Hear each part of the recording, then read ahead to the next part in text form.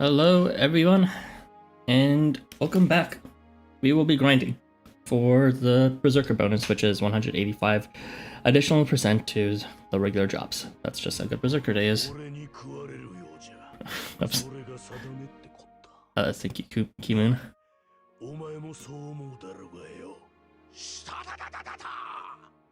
Alright.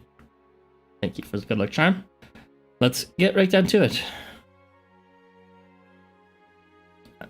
I actually have a bit more drinks than I'd rather have if I'm keeping up at this pace, so I should probably grind outside of these streams. But I've been busy lately, so so yeah, there should be one final stream next week. As you can see, there's still 9 days left, which means there's still one more Berserk day after this.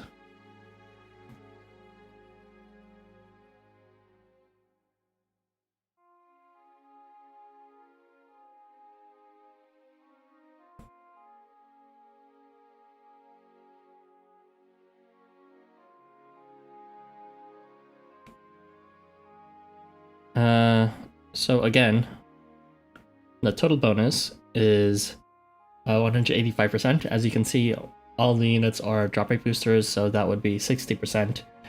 And not 60, bad math, 90%. And each individual unvaried gives an additional 15% natively, so that would be 120 in total. And then all of the ARs give 10% except for the duo one, that gives an extra 5%. So that would be 65% additional, so that would be 85% in total. 185. Okay, let us begin.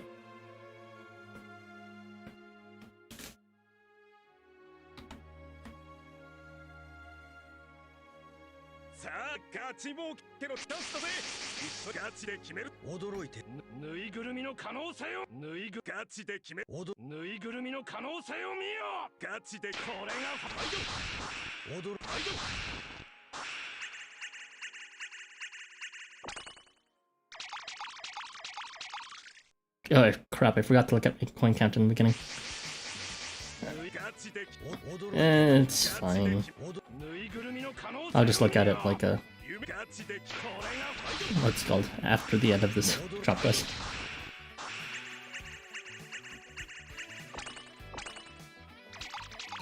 So I'm so curious of the 8 K9 warriors.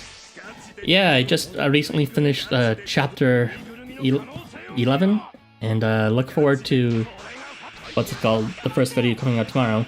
But yeah, that was a plot thread in chapter 11 that they finally explicitly referred to.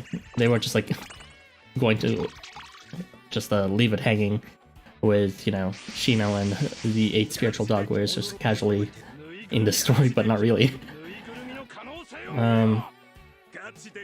Yeah, I'm not sure if it's really spoiler for you guys, but I guess it's been long enough. Essentially, near the end, or around the end, Ellie's just like, it seems like she wants to commemorate Shino's memory in her passing, because, of course, Shino was part of the Outlaws, and Ellie, being the Guildmaster, cares about her fellow Outlaw members. And so she seemed to pursue where the remaining dog warriors are. Not really for a particular reason, except for, I guess, just to honor his memory. So I'm curious about that too, if that will actually lead to anything significant plot-wise. But it's nice that they acknowledge the existence of the Hakenshi in the main quest.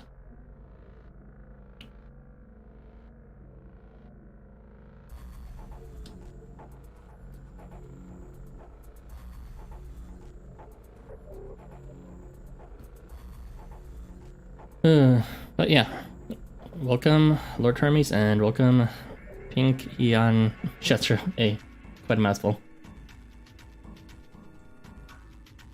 Well, not sorry, I do like myself some mouthfuls.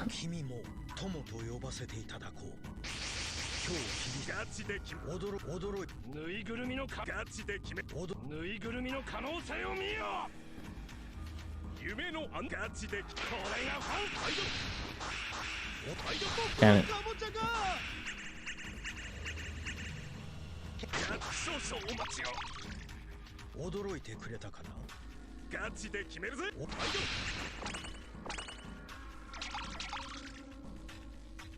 I forgot to look at the coin count. Why do I keep on forgetting to look at the coin count? Well, if I remember correctly, last time I checked, that was at around 185 million.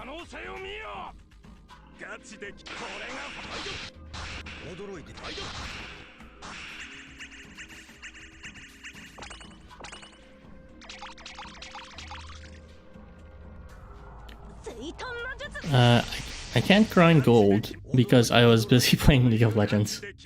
I see. That seemed like a poor choice of things to do. I don't know. I play League of Legends occasionally too with Irby and Zagas. It's not my favorite game, but it's the only other game besides Housamo we really play together. Well, that and Final Fantasy, but I moved to a different server for that. I was actually playing a bit of Final Fantasy 14 just before I started this. Still in Heaven's Ward. It's an okay story. Hello, Gary. Hey, Ara. How much coin do we have now? Thank you for asking that. I was about to forget to check for the millionth time.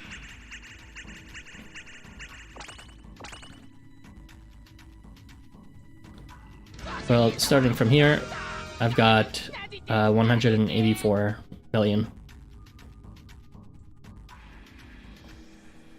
And the number of drinks I have to use, not that I'm planning to use them all today in this session, is going to be 32 full drinks, 65 majors, and 4 minors. Actually, I should use my minors.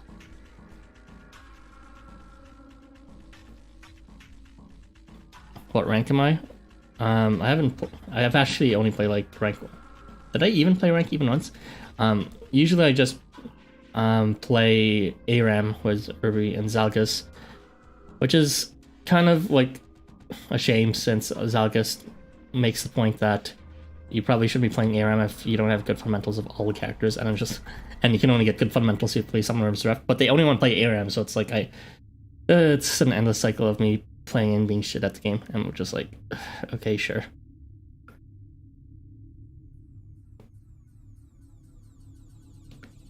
Nice.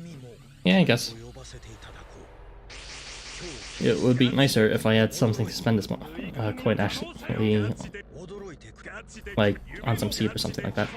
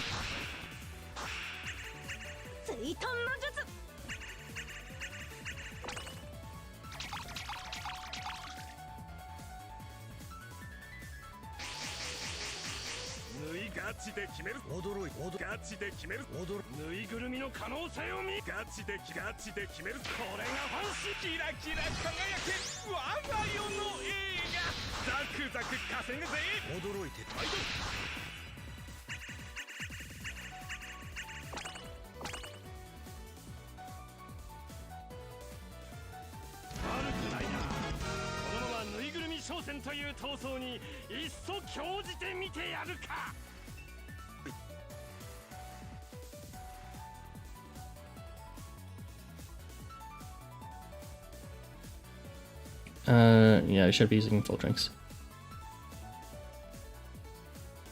Gotta save those half drinks, those stamina majors, for when you have an odd number, so you get that extra 1 AP rounded up.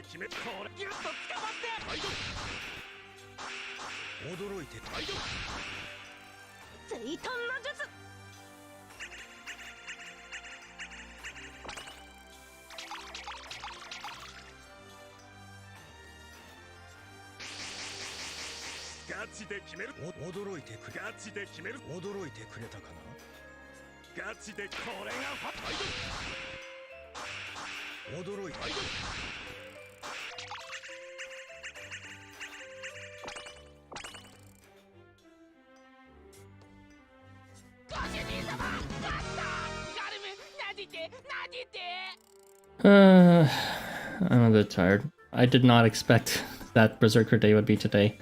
I know it only requires counting 7 days, but for some reason I thought it was going to be the day after, not today. I was actually working under that assumption last night when I was finally developing video editing as well as making the final cut for all the Chapter 11 parts. Have you tried buying transient stones? A few times. The only occasions I've ever purchased transient stones were two different kinds of things. One is for the anniversary when they give the lucky bag and give you guaranteed 5-star. I just think it's fun to share your pull for them, and you can only pull once anyway, so it's a fixed cost for everyone. It's not like you'll end up being scammed compared to other people. Well, except for the actual 5-star you receive if you like them or not. But besides that, I've also spent transient stones for I think I purchased the largest pack for when ARs were first introduced as something you can pull for. And the reason why I did that was because the kits were available on the wiki, and I immediately noticed this synergy and the potential of bringing Leaked with the Oath of Pioneer AR, aka the Shiro AR that gives you within ruler range 15 CP to all allies. And yeah, that really paid in spades. Like, if I didn't get it within that largest pack, I probably would have stopped there. But luckily, within that purchased set of stones, I was able to get it, and I've been exploiting Leaked with the ruler AR ever since. And yeah, his utility is just, in a sense, been greatly improved, but also greatly narrowed and made less diverse. I don't really use Leak that often for his main thing of giving CP by attacking. Instead, he's just kind of there for the face start CP for most intents and purposes. Hello, Link Creature. Summer Shenong's gonna return soon. My poor stones and possibly my credit card. Good luck with that. I don't know when Shenong suddenly became the new Horkeo Kamui, but suddenly he is, as the most popular, generally likable post-mode character. Seriously, there's like... they're not necessarily that well controlled for, but I know there's a few surveys out there that put Shenong as the #1 character. Like, when did that happen? Like, his character arc was not that interesting in the Chapter 10 story. But hey, if you like him, no hate. There's nothing controversial about him, at least, unlike with a lot of post-mode characters. He's just very milquetoast and inoffensive, so Yeah. Props to you. Got that COVID-19 vaccine shot for him. He's saving the world and all that.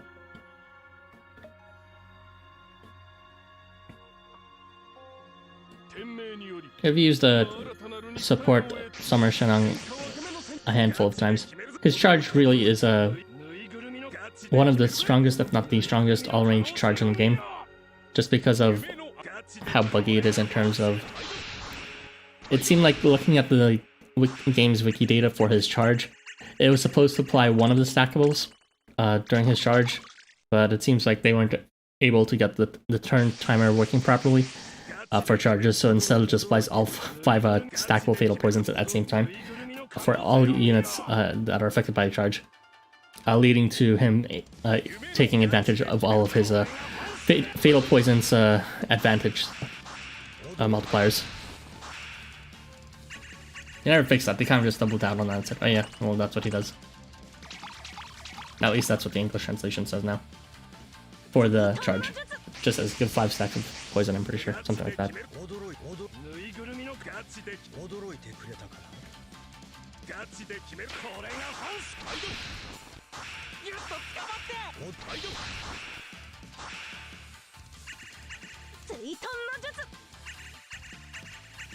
Looking back, Virtual Summer Memory was pretty underwhelming in terms of units. No one uses Algernon's variant. Omri Tiger's variant is a complete meme that is just use Valentine or something like that at that point. And he's not even the best at taking advantage of gut spam. And then there's Hephaestus, which is, well, Hephaestus stands will tell you they use them all the time, so I guess I shouldn't comment on that. But I personally don't use them. And then of course there's Virtual Summer Shenong, which is a unit that I use very rarely. Like, he has good charge, but there's a lot of units with good charges, so whatever. Hello Prisma. Hello Ara. I use Summer Shenong for 4-star Kalki's all range. Oh yeah, that's another relevant case scenario for his usage. That is a good point in terms of him being a reliable debuff dispenser. Being able to purchase those debuffs too so that he can refresh it.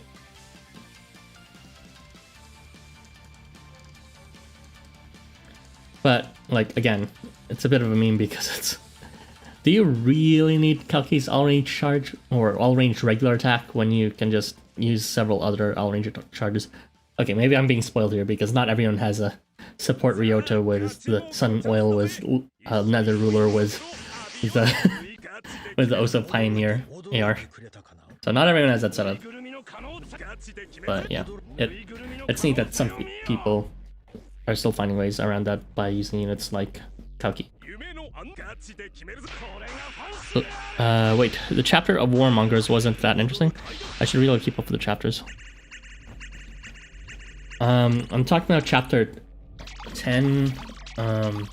Chapter 10, I generally liked it, but talking with Irby about it, apparently he didn't really like chapter 10, and it seems like he had strong opinions about how pointless the arc was with what's his face, Yasuori.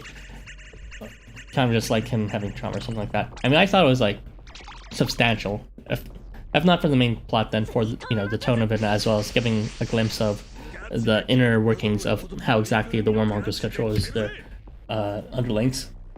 But I can agree that most of the actual plot points that carry over to across different chapters happen near the end. You failed them. No!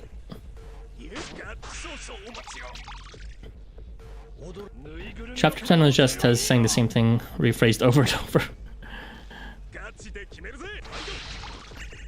Really, do tell. I don't even remember what he said repeatedly if that was the case.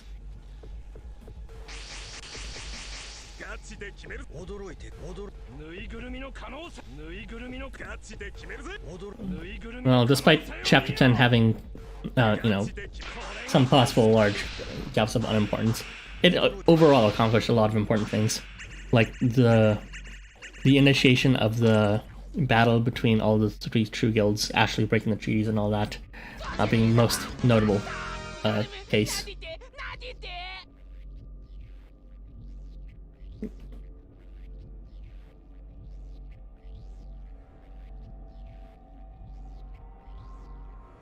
It also introduced Mahakala for the first time, and the mystery of Mr. Mononobe was first really described there.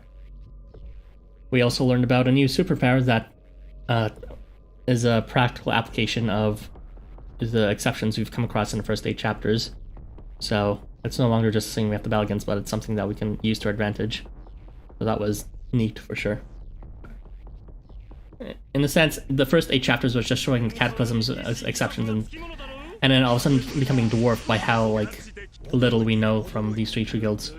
But through those experiences with the exceptions, and how several guilds have tried to take advantage of it, between the Berserkers to the what's it called? Between the Berserkers to the thing, to the Genociders, we learned how to start applying it, or at least we got our first ideas. God damn it! Please stop failing. No curse, no curse. We got cursed twice. One of them is just your charm, so who cares?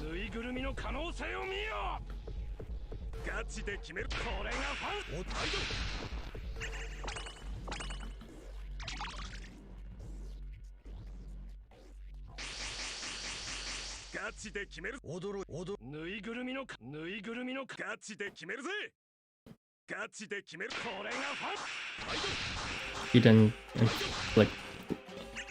God damn it. He didn't inflict them again. Please do not kill Tez.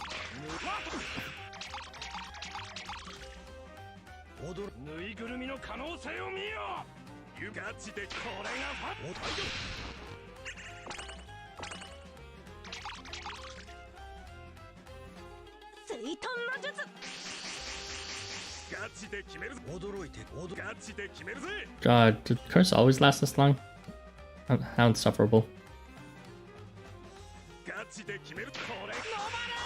Did you seriously fail limit 3 times in a row? Sure, you told me, you piece of shit. No, of course it's not seated. I don't even have 5-star Yoritomo. So I have to. Wow, fuck this. If anything, it looks like he's anti-skill seated. What was it? That terrible rate.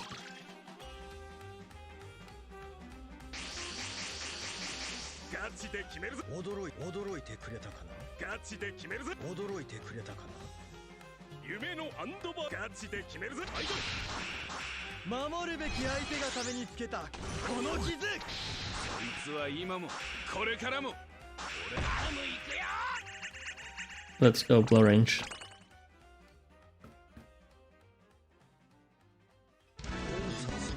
But yeah, chapter 10, I liked what it did for the story, but after seeing chapter 11, I can see in comparison how chapter 10 didn't really do much. Chapter 11 actually introduced a lot of plot points that we can follow up with, which for those who have already seen it will know what I'm talking about. Yeah, 80%. Even if I skill seeded him, it's gonna be only 90%, so obviously not worth it. Especially since this is just like a conditional thing. Like it was a bit weird that he got featured twice again in 2 different coin events, but I don't think it shouldn't be a pattern unless LifeWonders really loves Yoritomo for some reason.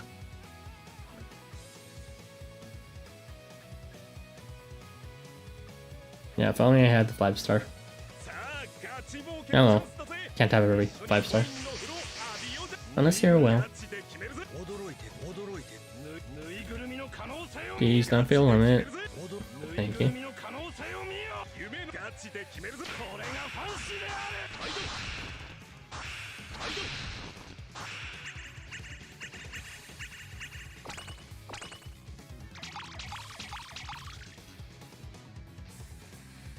Wait, why am I being pinged on Discord?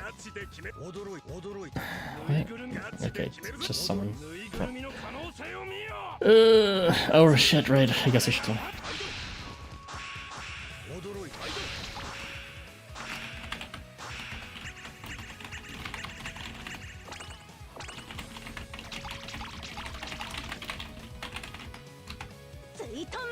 ignore that.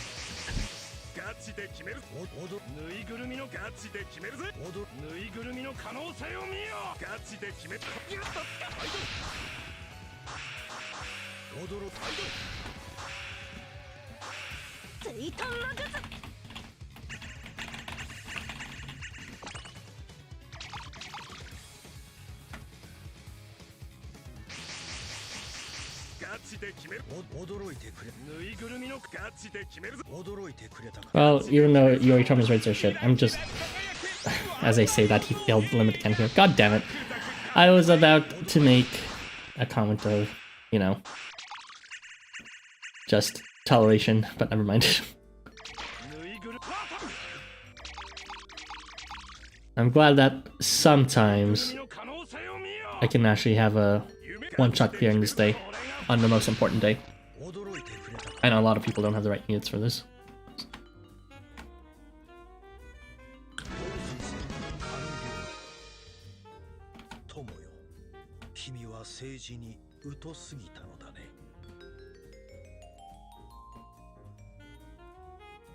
Is there a transient you would like a seasonal variant of? I would love one for Masanori or Agyo. When you say seasonal variant, do you just mean like a normal variant? I'm not sure what you mean by seasonal variant. Well, it would be neat to have one for the units I've already seeded. Like, I've actually skill seeded a Varga, believe it or not, for dungeons to guarantee his evasion. Plus, I love his voice actor.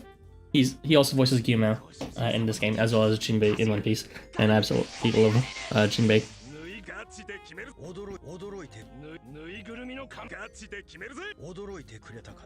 Guess who failed fucking limit for the millionth time? Oh.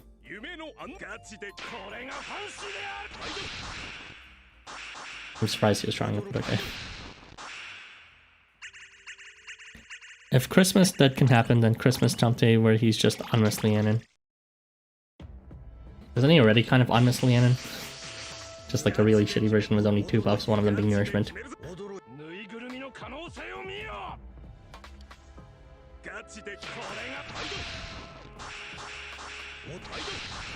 But yeah, in terms of like other units besides Avarga, oh yeah, what's it called? Goemon, for sure. Give me that Goemon belly. And all that.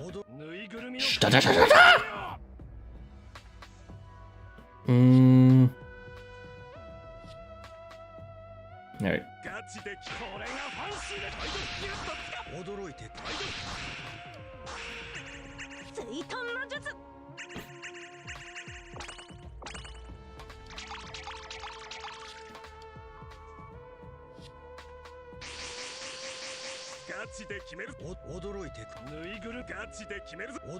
Give me that 4-turn goodness.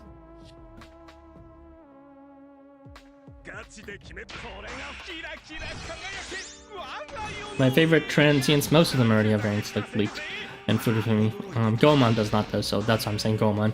And if I had to pick a variant for him in one of those seasonal ones that you're referring to,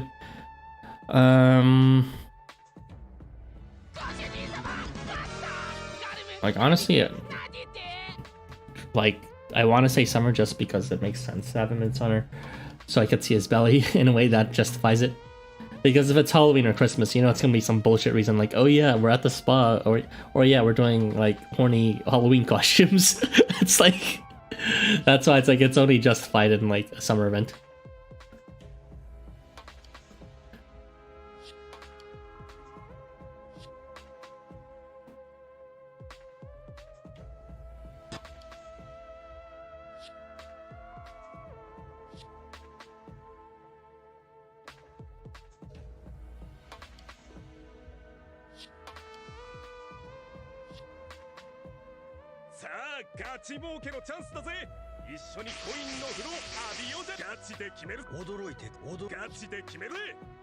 He didn't activate limit, that bitch.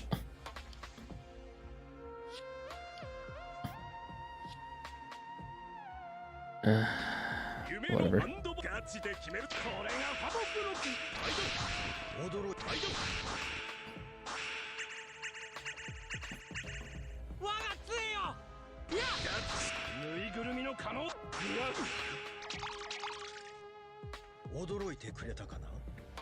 Please stop existing, Seth.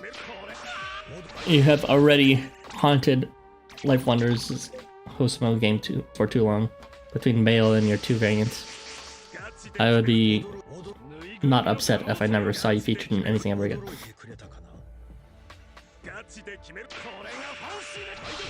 I don't want that to be obliterated.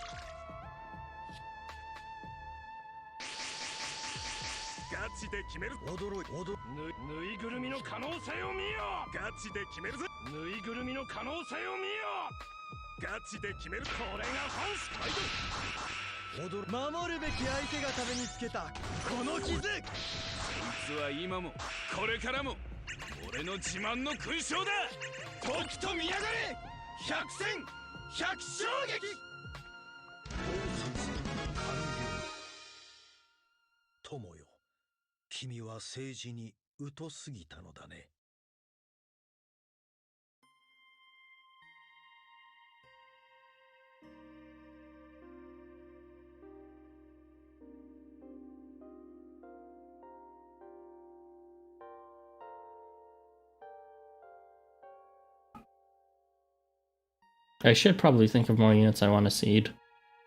With this much coin, it's like even if they do provide enough seed for me to actually spend it all. I don't know if I have enough units that I care about to seed.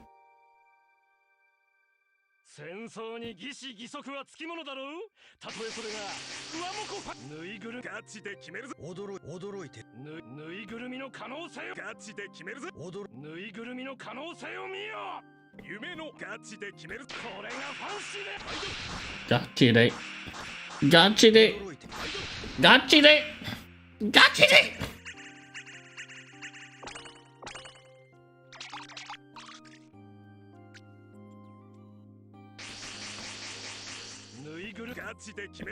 Gotcha day. Gotcha day.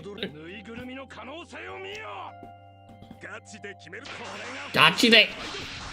Sorry, I'm just talking to myself. I'm personally looking forward to Stats fourth variant. He hasn't even had his second variant yet. Also, welcome August. Welcome, welcome, welcome. Nice to see you again.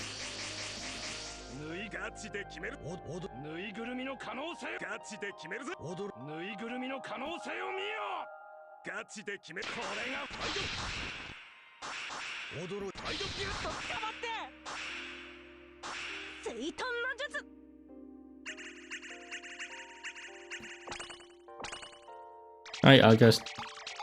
I am the bearer of bad news, but I've been not using your Anvari as often because Kingdoms sneakily, after watching the stream of me using yours, decided to put his Anvari in free slot too.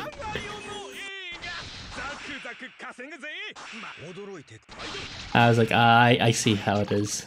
He like appeared for a split second in the last stream, and then I noticed like right after it he switched, and I was like, I see what you're doing.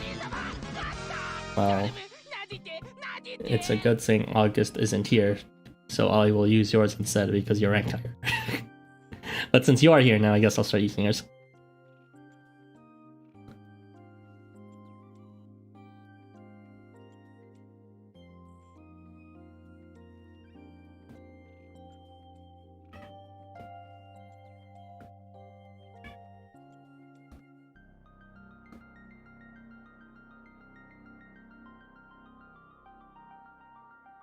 See, look how sneaky Kingdom is, aka Matt. He's like, oh, Arathon's streaming again, grinding coins. I better sneak mine in to free slot instead to steal all his FP. No, I'll start using yours just because you joined. Maybe I'll start switching over later.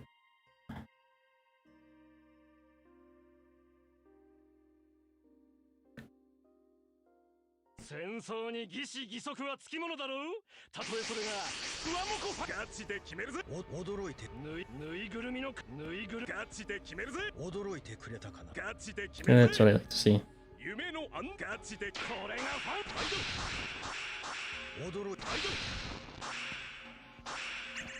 And that is definitely not what I like to see.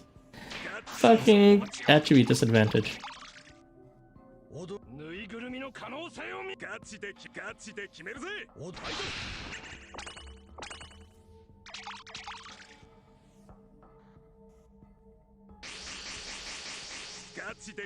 Almost forgot. Oh, hello, Mark.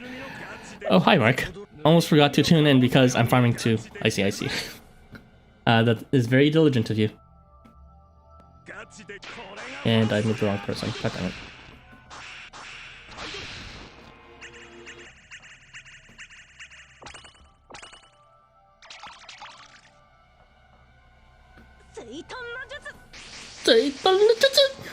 Gotcha.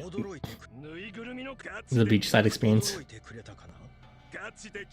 If you're coming to the streams, you'll either hear Gachi Day or Sweet on no Jutsu. Sweet on no Jutsu!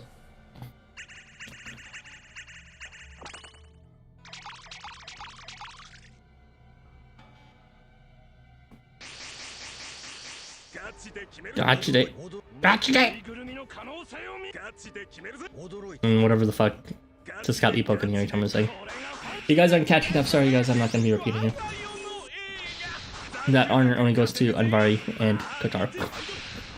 Maido!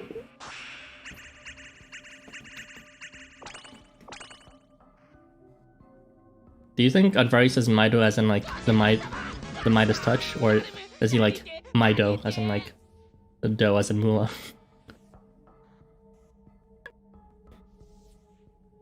Why use blow and thrust units when you can already nuke the field with Anvari?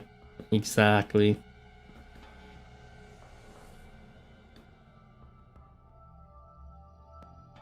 If only I had an AR that could actually boost FP.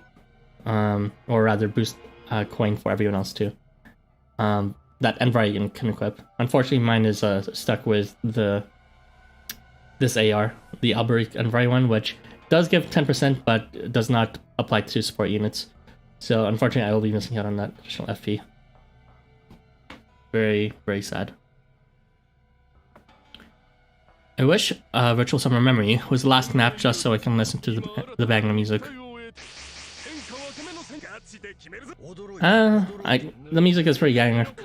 I personally think it's only okay, but I know a lot of people who actually like the Virtual Summer Battle theme. I actually like the... what's it called? I like the beachside theme a lot. But I use my own playlist because as much as I like it, I'm not going to be listening to it on loop for the next 3 hours.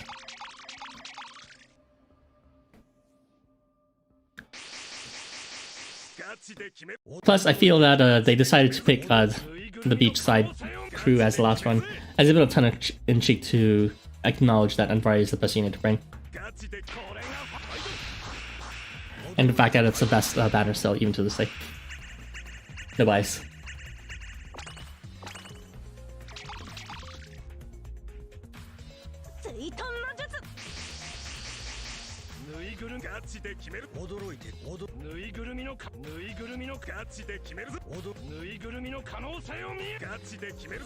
Oh god, these buffs take way too long.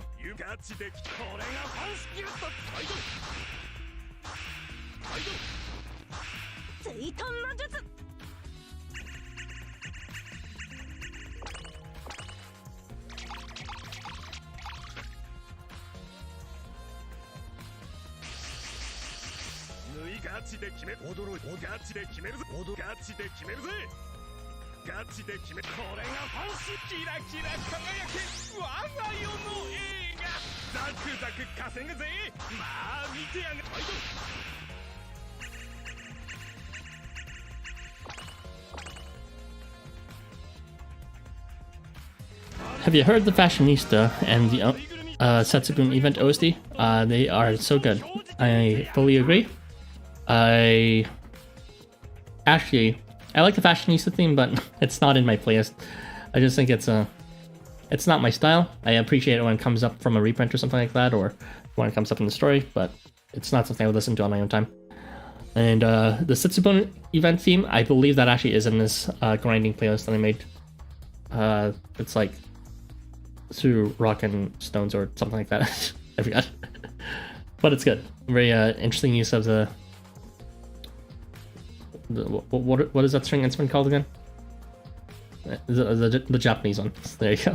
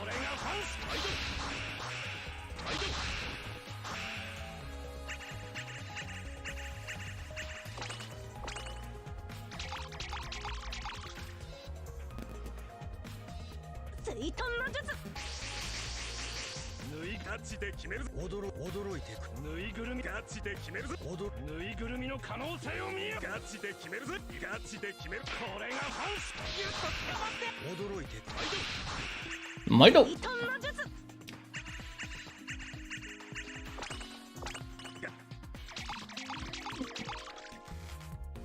I really need to remind myself to learn how to set up a stream for the Nintendo Switch. I am interested in streaming a few games that are going to be releasing from them eventually. Primarily the Metroid series games and Splatoon. Could be fun to share that experience with you guys. As fun as me repeating the lines of these characters I'm grinding with is, there is another side of me that can talk about other topics.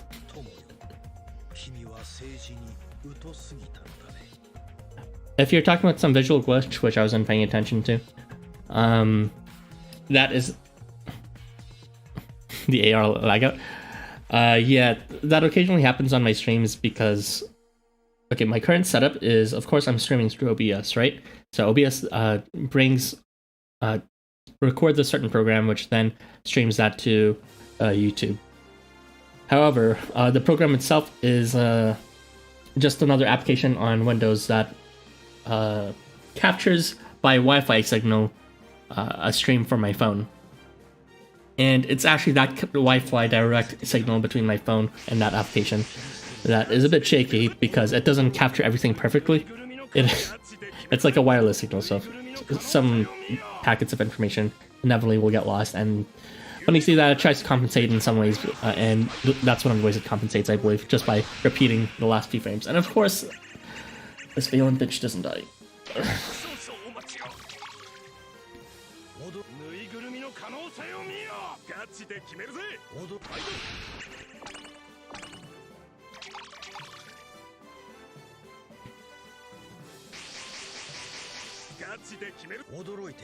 It's not the best setup, and I would really like to get a better one, but yeah, it's surprisingly not as straightforward as you would first believe when it comes to trying to stream your phone to like your computer.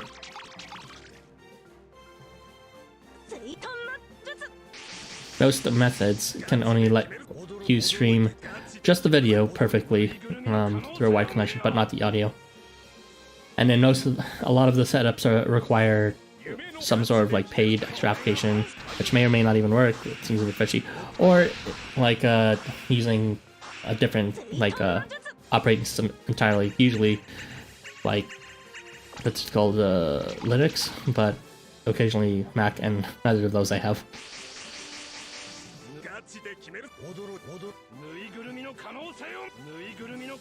Post Mode Creepypasta IRL.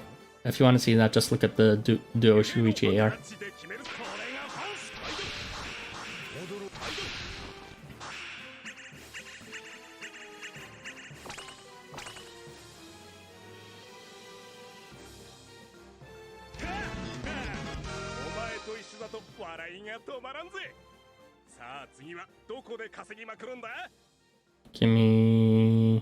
Gimme. Oh, cool. There's no dailies this week. Okay, I guess I'm done on my weeklies already.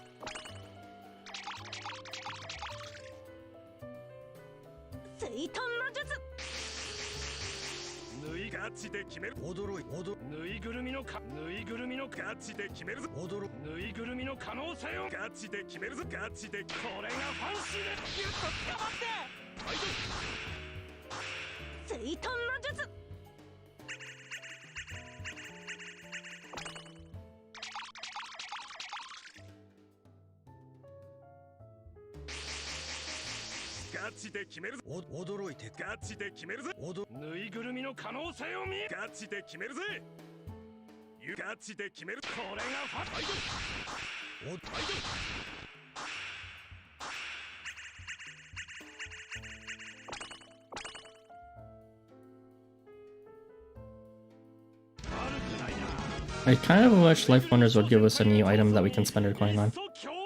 As exhausting as Seed is, like, now I just have so much coin, and you know, sure, new units will come, but it's kind of like it's expected that new units come, and most of them will have some sort of 90% seed bait at this point. So it just feels like, you know, it's part of the process. That feeling of, you know, something new is long gone when it comes to seeding now. Kind of wish there was a new resource. You know, I was joking about this earlier in the server, but I think it's a pretty good idea in hindsight about having like a new type of seed for secret artifact level. So that would be neat to boost it up artificially by like up to 10 or something. Don't make it too expensive though.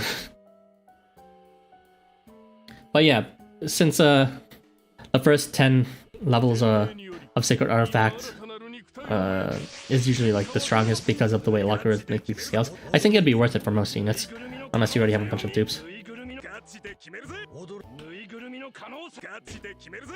And I don't think it, like, the calculation ever plateaus at exactly 2, does it? So like, even though it is logarithmic, because like logarithms don't actually end, it just slows down. So I think, yeah, even if you already have a native secret artifact level 100 unit, it should be fine, like, to have a... No, never mind. There's a... Sometimes they apply statuses as a thing, right? A status level 100 and 10. A status was a level of 110 would make sense, would it? I mean, I guess it could. Like, it scales linearly, so there's no reason why it can't just scale up past the usual limit of 100 and go to 110. So I think that would be a neat bonus to it.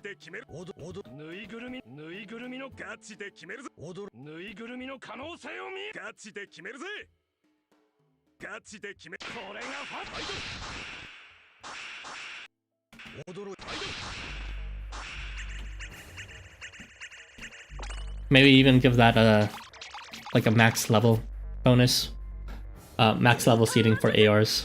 Some way to improve ARs, because a lot of them at base level really suck.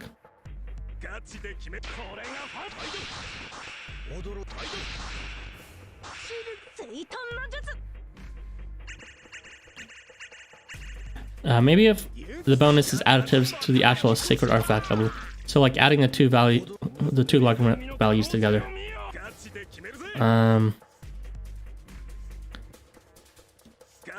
Adding the two logarithmic values together. Maybe if the bonus is I'm not sure exactly what you mean there. Do you mean like separately calculate them logarithmically and then just add the product, add the individual sums together? Actually, I don't even know if that makes sense the way I described it. I just think, you know, artificially inflating something from like 41 sacred artifact level to 51, that additional 10, just from seeding, that would be neat.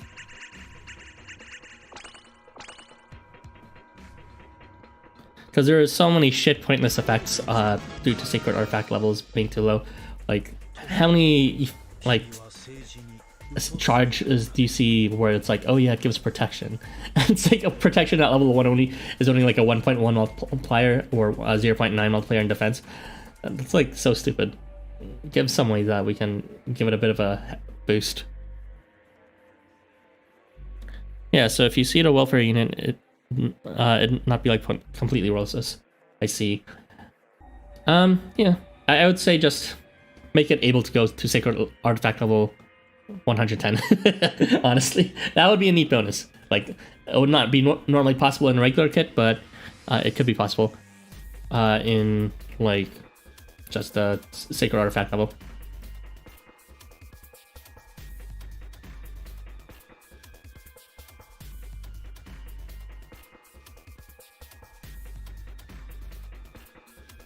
What do you mean? This is totally not like a roundabout way to further buff Kotaro. I don't know what you're talking about.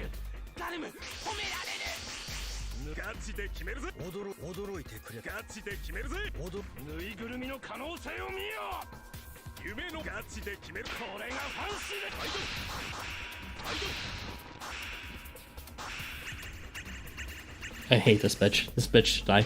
This bitch needs to go away. This bitch needs to move away to a different neighborhood.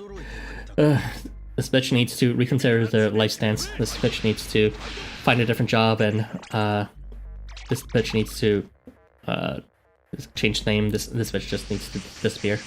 Disappear. Disappear! Delete. Delete. Delete!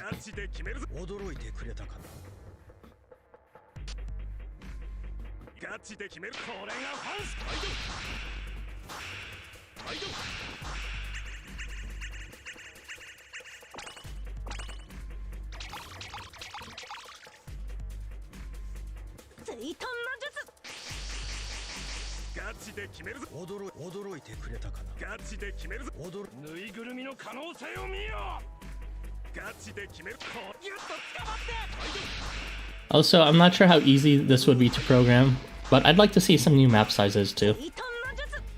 The same 4 map sizes, I mean, clearly they offer a lot of diversity, but there could be more different map ideas.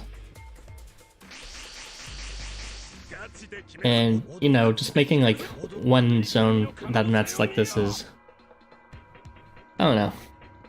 It's, there's a lot of potential for what can be. It doesn't have to be just a perfect quadrilateral every time like this. Like maybe make some blocks that you can't move through. Maybe make 2 separate fields, like, you know, 2 different 2x6 fields separated by 1 column. It would be neat.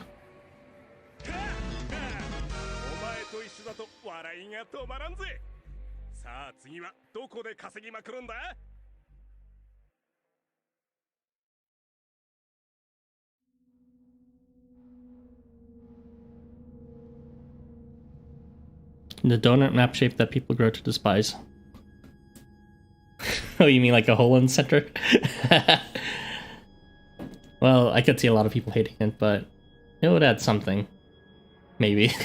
I don't know.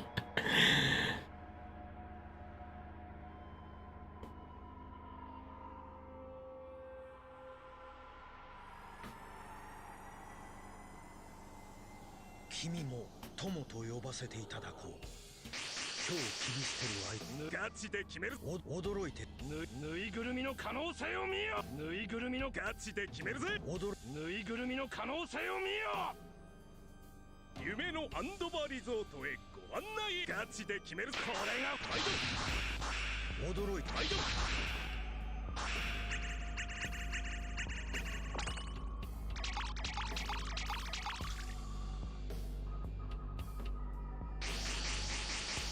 ぬいぐるみガチで決める。驚いてく。ぬいぐるみのガチで決める。驚いてくれたかな。ガチで決める。これがファンシーでファイト。驚いてファイト。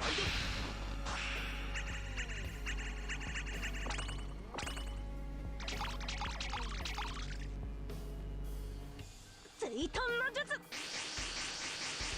ぬいガチで決める。驚いてくれ。ぬいぐるみのガチで決めるぜ。ぬいぐるみの可能性を見よ。 Or horizontal maps instead of vertical, though that would require programming up instead sideways. Yeah, that's a bit of a problem. I did think about that before, and just looking at the wiki code, it's very fine-tuned to work specifically for this direction. Have you noticed that, like, there's no kits that can only target the left side versus the right side? That's because fundamentally in the code, they don't make that distinction. It's just how far you are from the target position, forward versus backwards versus to the sides, which means both sides. The only, like, asymmetrical sense is just from pushing effects, which give you the option to push left or right, at this point anyways.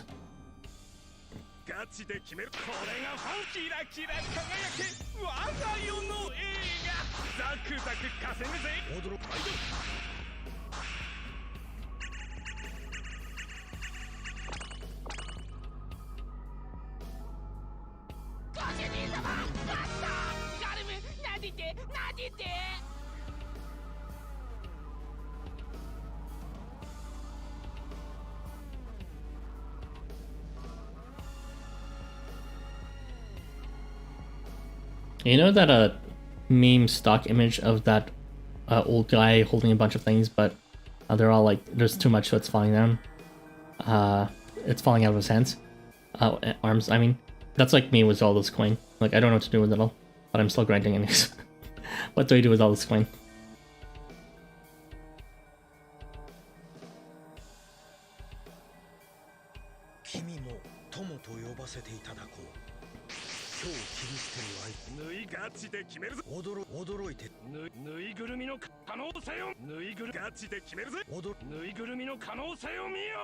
Oh, maybe being able to exchange coin for like item effects that can boost your performance in the map.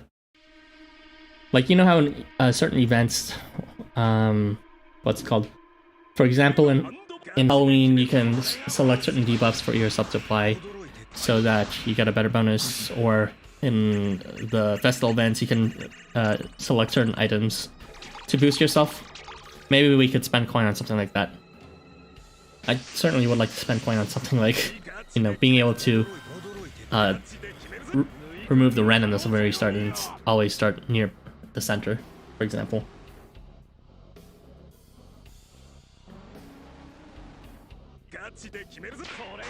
Yeah, like, I think it's a neat concept, and it's not like it's gonna come for free. Like, LifeWonders can make it arbitrarily expensive, but it's still just like, you know, just make it not something you can use in challenge quests, but other than that, just make it like usable in any other kind of quest. Because if you use it in main quest, I mean, sure, there's a gimmick there, but I'm pretty sure LifeWonders wants you to continue the main quest rather than getting stuck at a certain difficult boss or something. So it would help for those cases like that.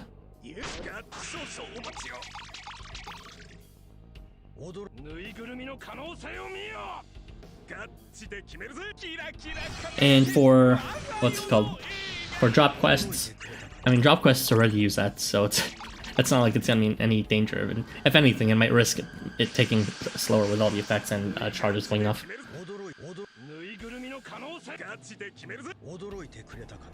ガチで決める。これがファンシーだ。驚いた。悪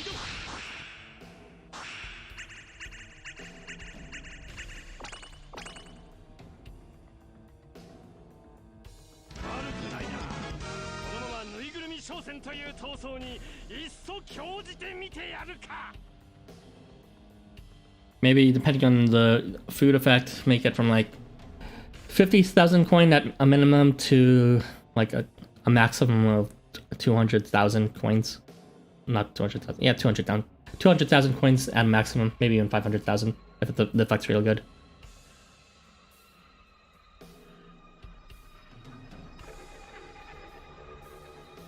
And the way LifeWonders can directly incentivize them or benefit from that is if they start adding coins to Envari shop.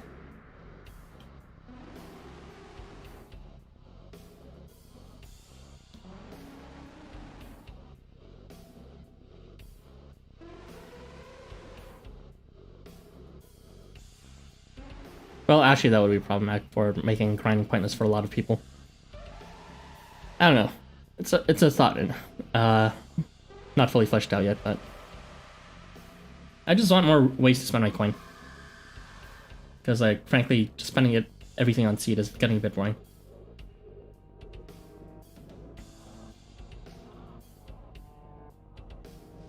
Like, how much enthusiasm can you really keep up for, you know, seeding a bunch of new units when they're constantly coming out?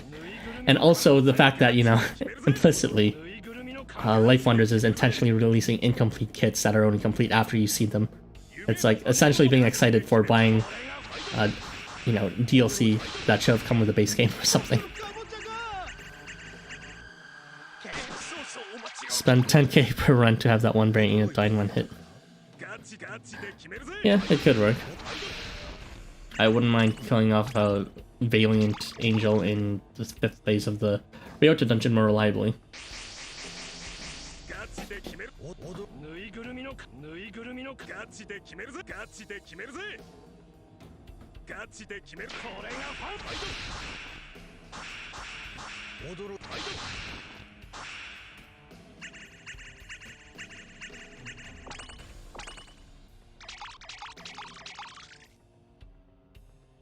Like, if LifeWonders really didn't want people to exploit it too much to ruin the game entirely, like, make them at a minimum 1 million coins each to spend per game. That if you're spending, you really know what you're spending on.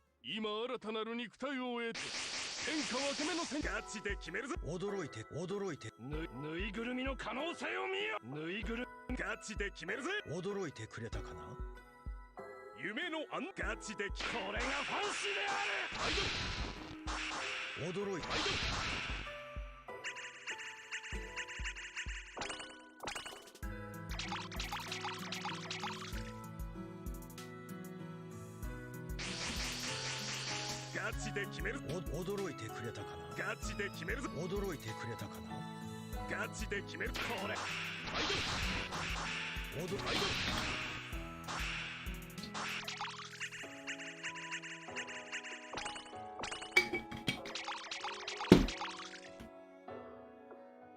水遁の術。縫いガチで決める。驚いて縫いぐるみの縫いぐるみガチで決めるぞ。驚いてくれたかな。ガチで決めるぞ。これがファンシである。驚く。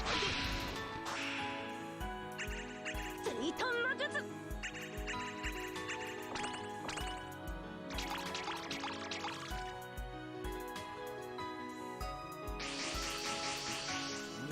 ガチで決める。驚いてガチで決めるぞ。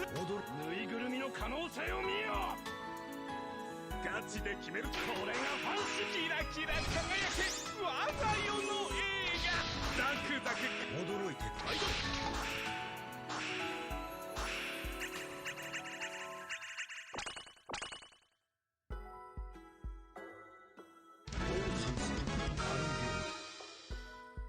友よ、君は政治に疎すぎたのだね。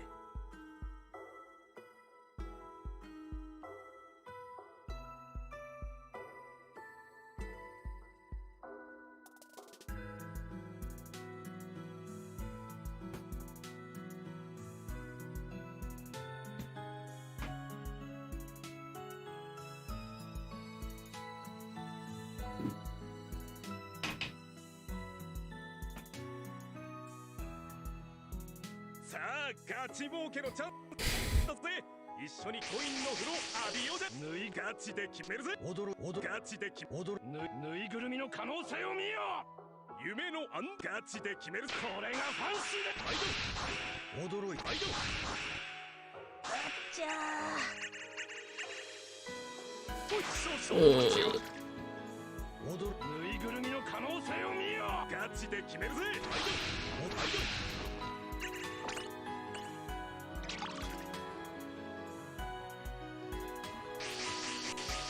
ガチで決める。ぬいぐるみのガチで決めるぜ。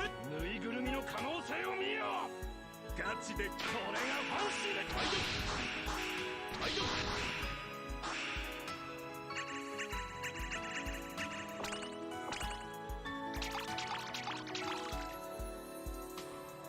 水遁の術。ガチで決める。驚いてくる。ぬいぐるみのガチで決めるぜ。ぬいぐるみの可能性を見よ。ガチでこれがファンシーでギュッとつか。驚いてアイドル。 It could be neat to have like a limit break 4 in a way that doesn't disrupt the base kits. I'm thinking maybe something like make the skill in Limit Break 4 exclusively relational to the AR that is being equipped. Like maybe, you know, a phase start effect of boost the AR's chance of activating for the first 3 turns, something like that.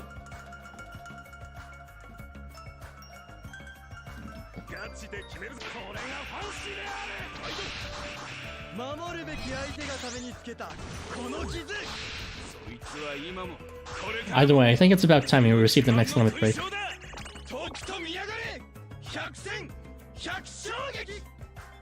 It could certainly be the beginning of a way to salvage all the old units, rather than just relying on periodic skill evolution campaigns.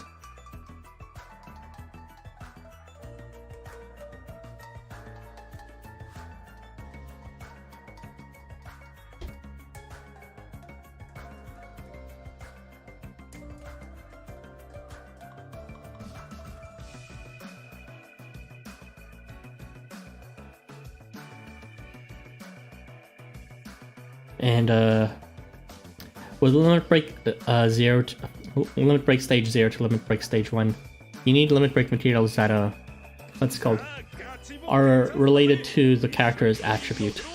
And then from stage 1 to 2, you need materials related to the attribute as well as the weapon. And stage 3, you need materials related to the attribute and weapon, as well as owner medallions. For 3 to 4, I think it would be neat to have a material that is character specific. So you need to grind a unique resource for each character, but it could be used across all their variants, for example. I think that would be neat. But let it feel a bit more personal too. Like, you're not just generically limit breaking the unit, you're specifically limit breaking this unit, especially if the limit break stage 4 is well behind something like, oh yeah, you need to level seed them 15 times before you do that, before you attempt the limit break 4.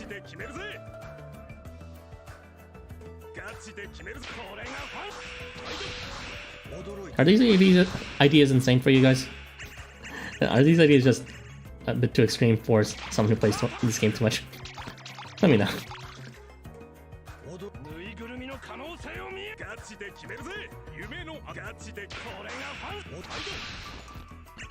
Guess whose main account is back? And hello, nice to see you again.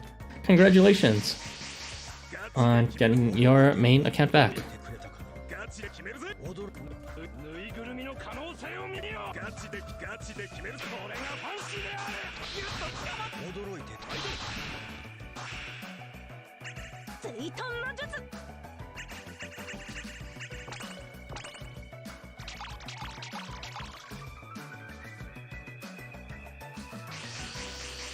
Right now, I'm just talking about different ways, different new mechanics LifeWonders could implement for us to spend our coin on something other than seed.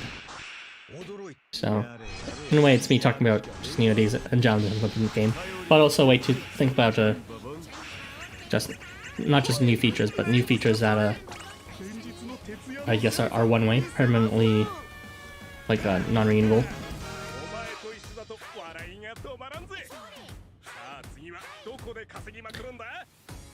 They expired your free 50 stones and you're sad? Sorry to hear that. Yeah, life can get in the way sometimes like that. Or rather, events that we can't foresee in life. But it's fine. It's not like any new Leanne and Chi characters released anytime recently, so you're not missing too much. Well, technically, kind of. Christmas Ryota's banner actually has come out and is still out right now, so if you don't have that unit, it might be worth you to pull him. Definitely a character that stands toe-to-toe with Leanne and Chi in terms of utility.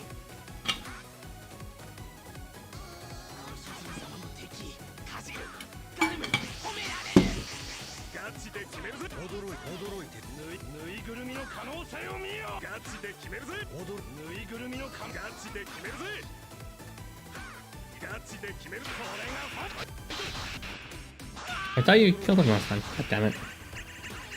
And now we're gonna get cursed.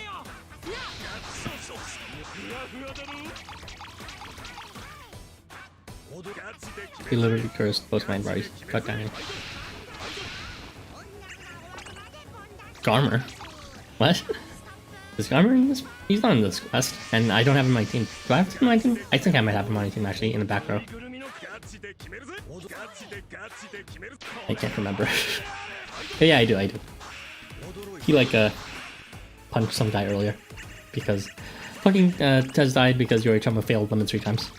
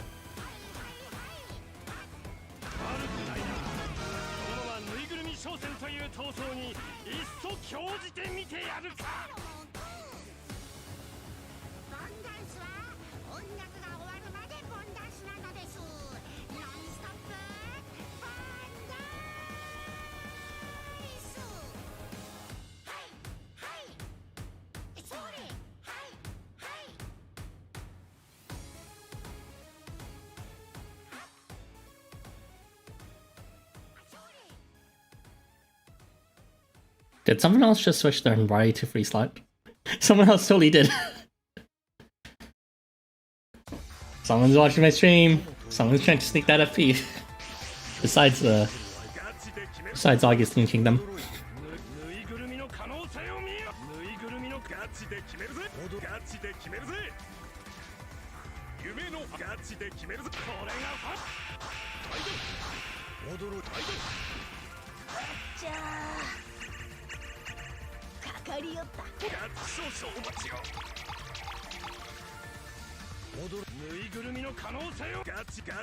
I'm actually curious of who switched it, but I was like, my eyes were kind of half open when I picked this Envari.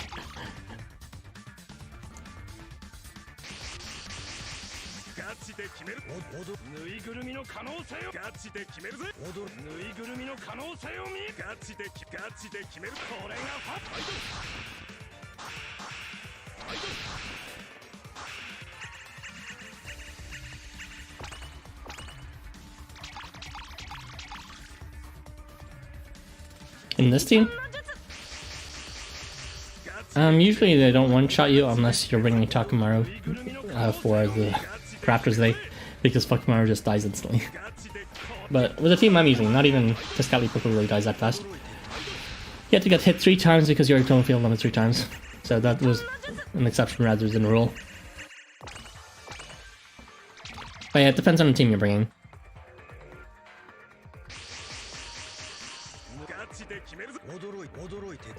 I feel like these guys would hit super hard if they actually had a chance to attack, but at least with phase 4, it's been a long time since they've been able to attack before I killed them.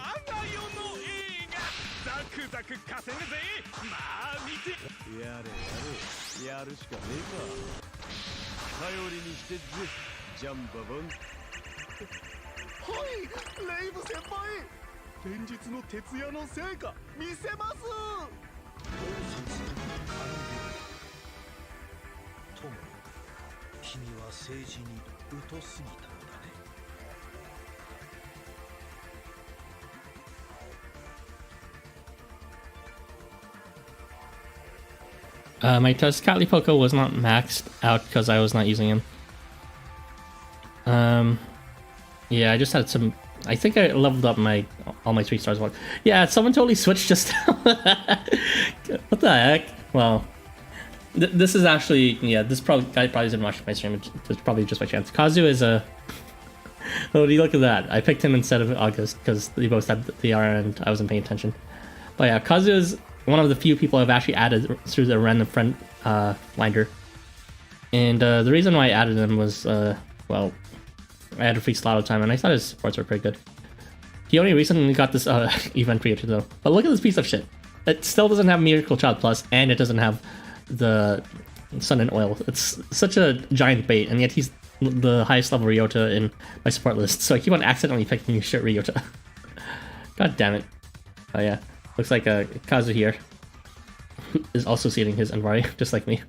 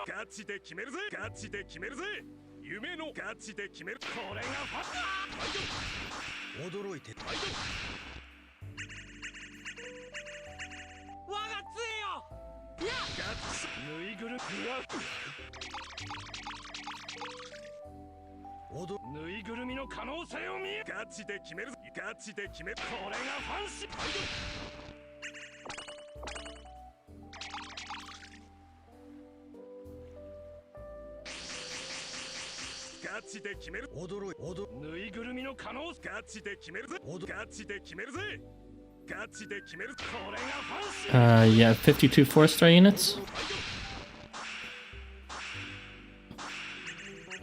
I don't know what the total amount of 4 stars are off the top of my head, so I don't know if that's good or bad. Well, I guess it wouldn't be good or bad either way. But I don't know what it is in relation to the total amount of 4 stars, so. ガチで決めるぜガチで決めるこれがファイト I don't actually have that too much brains, so yeah. 水遁の術 There's a good chance I might not even have as much as you. またのお越しはガチで決めるぜガチで決めるぜキラキラ輝け我が世の映画驚いてくれたかな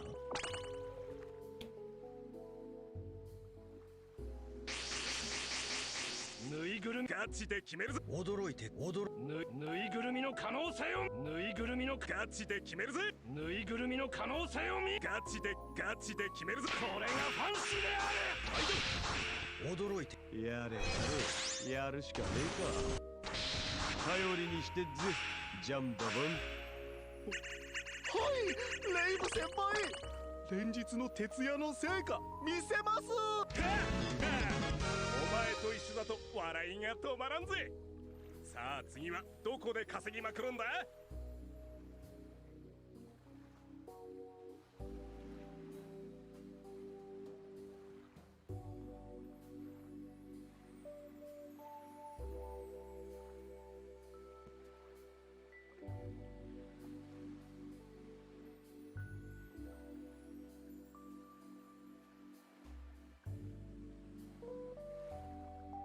君も友と呼ばせていただこう今日切り捨てる相手ガチで決めるぜ驚いてぬいぐるみの可能性を見えぬいぐるみのガチで決めるぜぬいぐるみの可能性ガチで決めるぜ夢のアンドガチで決めるこれがファンシ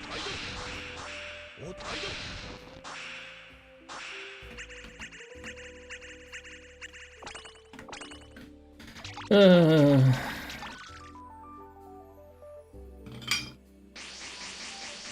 ガチで決めるガチで決めるぜガチで決めるぜガチで決めるこれがファンシで驚いて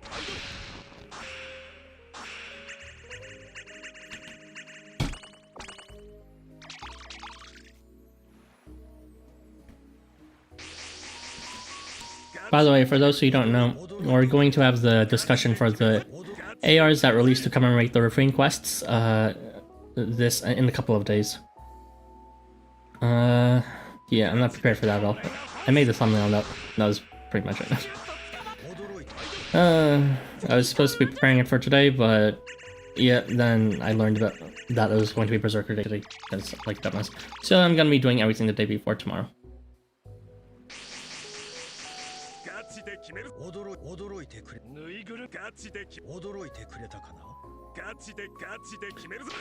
Can't wait for it to finally be over this Thursday though. After then I can start relaxing again and really dive into Final Fantasy. That'll be fun. Yeah, well, Ikatushu is only thrust range, so not exactly the best you can bring, but hey, at least they're not like lower slash.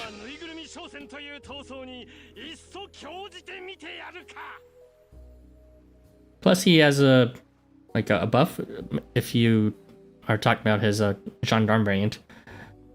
Concentration, actually, that would be slash anyway, so not the best. And turn 2 crit plus, which if you like turn 2 strategies, sure.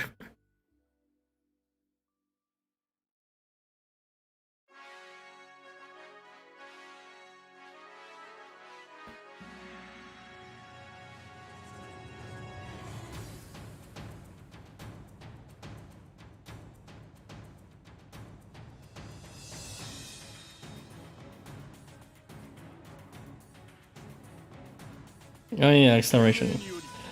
That buff that is so rare, and yet whenever it is added, I mean, it's not really added for any like good reason. I think the only unit that like only made okay use out of it was like Nausea and Dead. Christmas Dead, that is. And even then, it's like no one uses Nausea, no one uses Dead, so don't get me wrong, it is a good CP buff, it's just, it's not usually found on particularly interesting pets.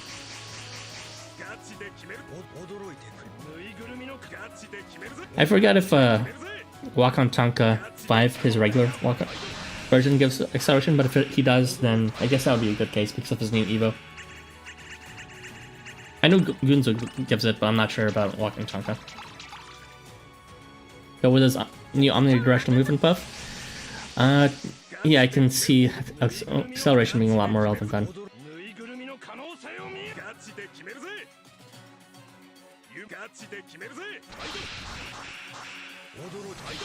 You're not happy with that Christmas banner.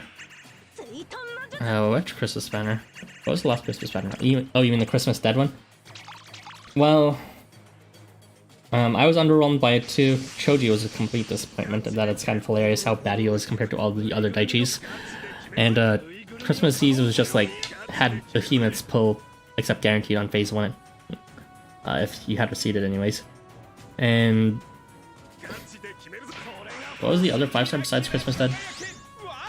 There's always 2 5-stars, right? I can't remember. Christmas Dead's kit was a bit uninteresting, honestly. Non-acceleration strengthening and acceleration strengthening or something like that. I don't really know what to make, but and he had such a paltry burn advantage, that was his main gimmick.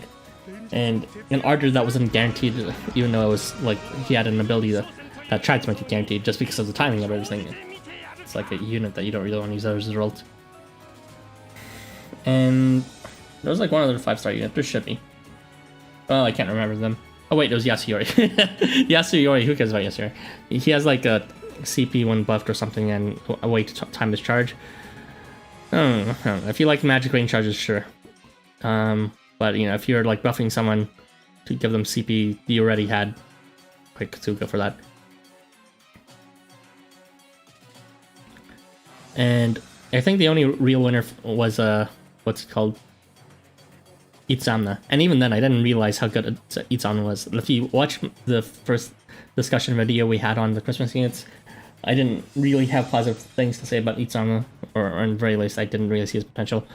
Until Milk told me about the potential between him and Tangaro, and after then history was made.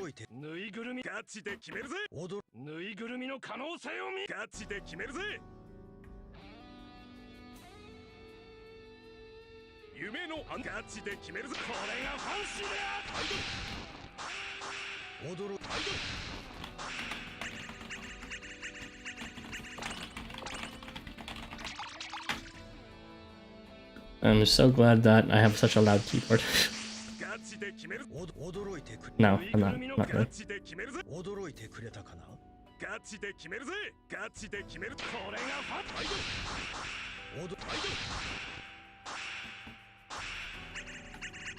Tetsuya Summon Day. More like Tetsuya.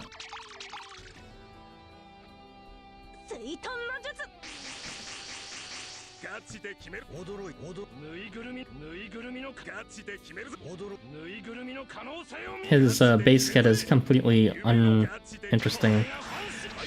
I think the only interesting thing is Guts after being hit, which is neat, I guess. But also not generally a strategy you want to bank on. He may have some other things like advantage against Intensity and maybe some sort of rage mechanic.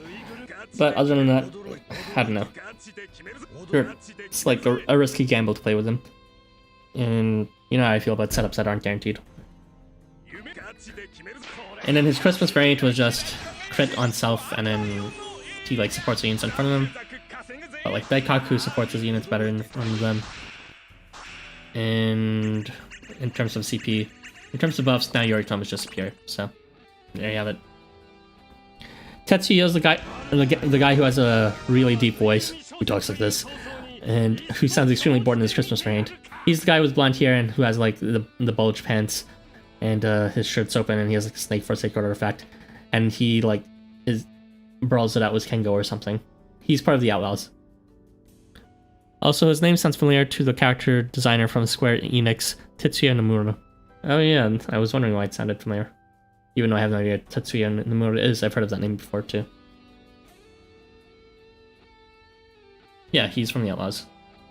Hasn't really had any kind of notable role in any of the events or the main quest. Well, then again, I've never seen Fashionista or Mystic Christmas yet. Not that Mystic Christmas is translated.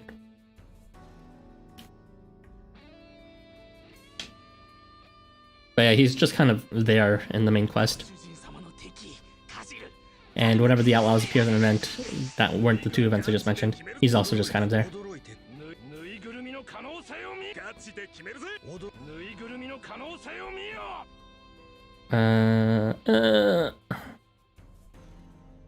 Be gone.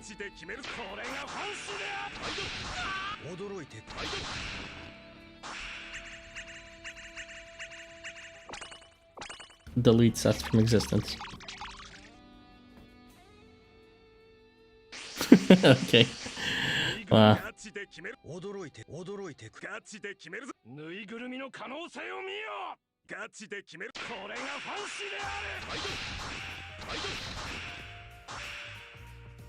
How do you guys feel about Garmer as like a husbando? Like, personally, I don't mind it. I know a lot of people love Garmer, but I also know it's treading on like, what's it called, pet play and actual bestiality at that point, because he's the most animal-like out of all the animal transients in terms of actually behaving like a pet too. Like I said, I don't mind it, but I know I just feel like there's not enough discourse about it, because I know it's something that bugs a lot of people, but no one ever mentions it as Garmer.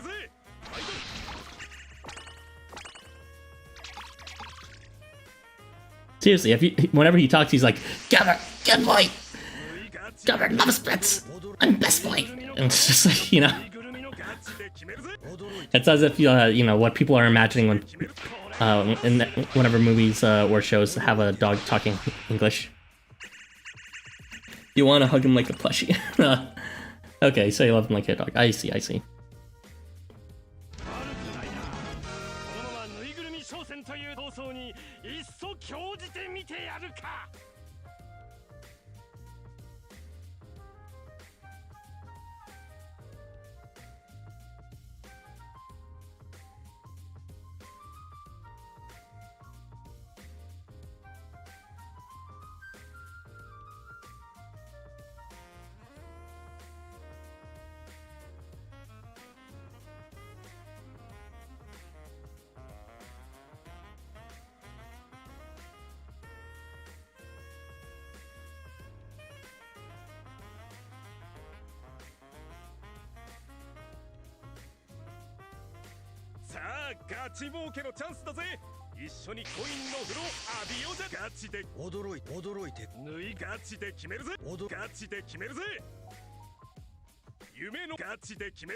Can you seriously not give us... God damn it. No limit.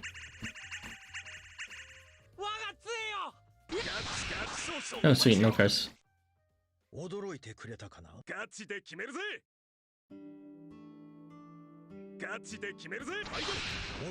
Did I know that Dragon and Triton have the same voice? No, I didn't. I mean, I can't believe I'm surprised by that, because they are essentially the same character in many ways. But I thought their voice was, you know, at least more distinct than some of the other pairs in this game. For example, Claude versus Snow.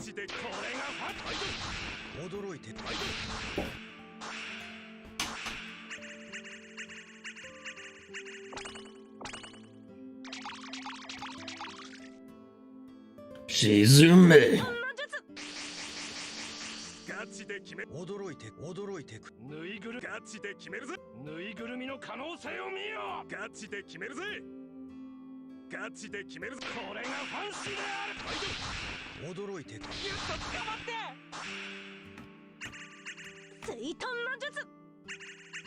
Sweet digital.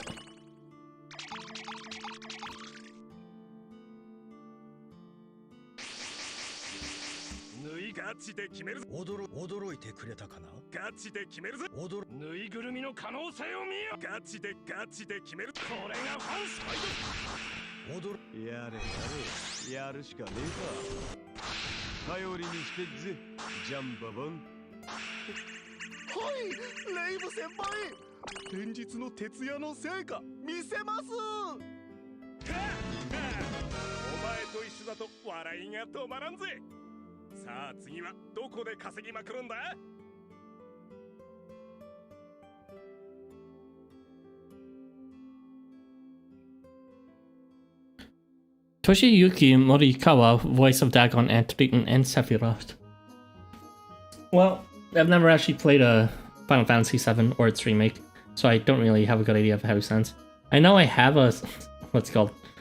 I have a Smash for the Switch, Smash Ultimate, but I haven't played that in a long time, so I haven't even gotten a good glimpse of Sephiroth's voice in it.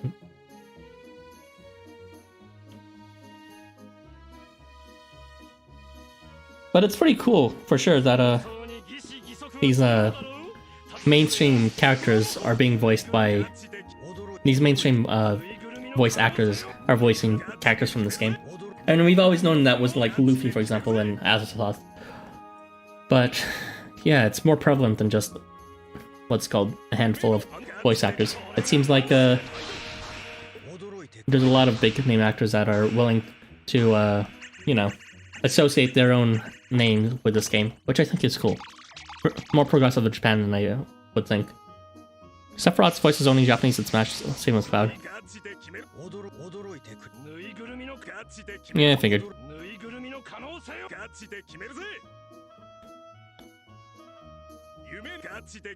A bit funny for Cloud though. Because like I'm pretty sure he does have English voice acting, but whatever. I was surprised by the Pikachu voice actress being in the game. Yeah, that is just like... that's amazing. With, what's his face? A cat is fine too. What's his name again? Little cat dude. Cat in a hat. The cat that smiles back. The ruler dude. Nyandato? What? Oh my god, what is that cat's name again? Oh well. I'm sure it'll come back to me. But yeah, she did a great performance for that. Oh yeah, Ketchi. That's it. Yeah, she did a great performance for Ketchi. He's too adorable for Housamo. Completely patentless, very mascot-like, just like Salmon-kun.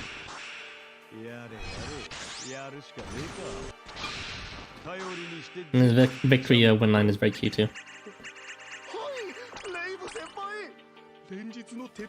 So we got Chopper, aka Pikachu, aka Nyadato, aka Akechi. We also got Luffy, aka Azeroth. We got Sanji voicing Tsukiyomi, which is surprising, and Zabania.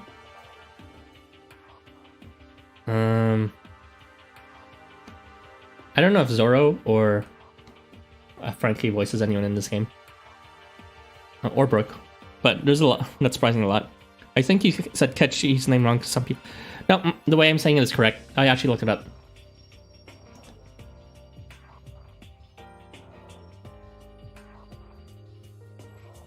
Well, if you are interested in... I am interested if you have a different pronunciation to tell me about it. But the she part is definitely correct. That's just the same as how you pronounce Kushi or Lian and Shi. It's just the same thing referring to like a fairy from Gaelic or Celtic mythology, or whatever the language is. And I did do the research beforehand, so I'm pretty sure it's Ket, not Kate. Oh yeah, Naruto's voice actor is Korpikur and Tita.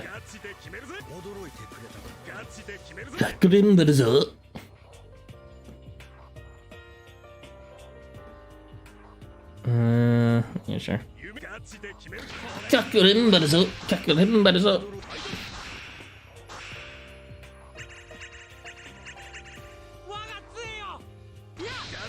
Fuck off with the curse, please. He actually got Tez. Shit. Oh my gosh, they're so weak now that they can't even come. Please die and never return to Housamo. Yoruichi? I'm not sure who Yoruichi is actually.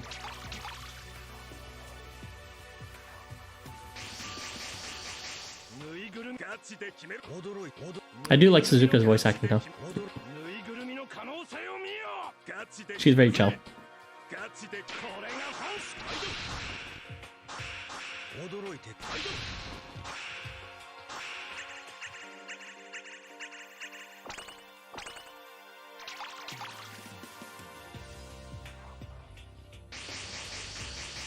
ガチで決める驚いてくれぬいぐるみガチで決めるぜぬいぐるみの可能性を見よガチで決めるこれがギュッと捕まって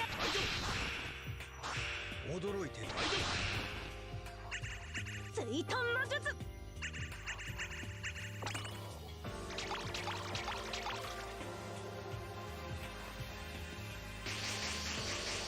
ガチで決めるぬいぐるみの可能性ガチで決めるガチで決めるこれがパンチキラキラ輝け As cool as it is to have some really big name actors for Housamo, I'm also very proud of LifeWonders in-house voice actors.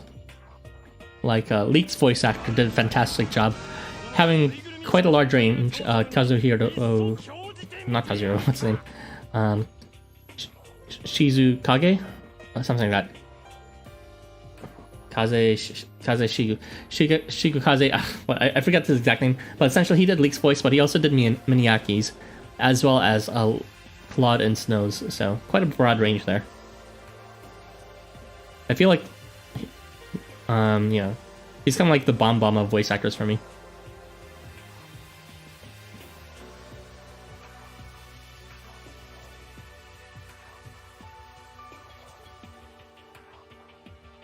Of course, the true bomb of voice actors would be what's it called? The guy who voices Usopp, aka the guy who also voices Moritaka and Chino, and the Little Salmon and MC1, and the protagonist from FKB.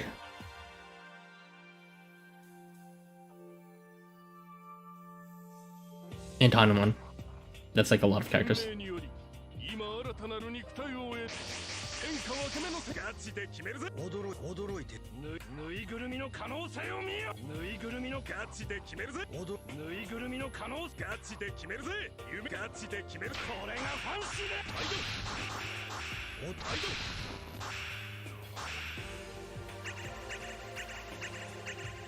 The ultimate bomb form. If you're not voiced by Usopp's voice actor and aren't drawn by Bomb, then why are you even in this game?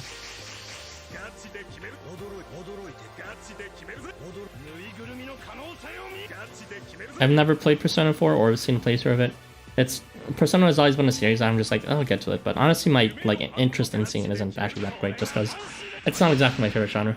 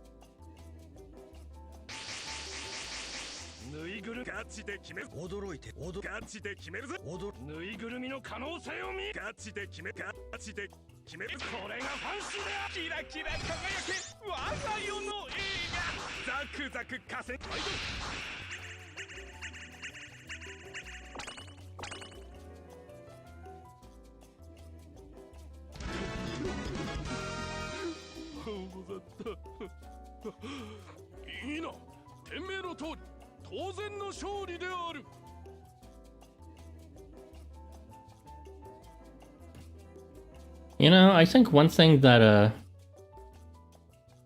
what's it called? LifeWonders could really invest in more is more unifying art. Like, as cool as it is to have all these different illustrators drawing different things in their own styles, and seeing your favorite artists from all different sorts of sources coming together like that, it does not look pretty in promotional art for like posters and all that. Just shoving a bunch of characters that are too tiny to see in all different art styles. I feel it would be cool if we LifeWonders had an in-house illustrator that could draw everyone in kind of the same style and in their own unique scenes.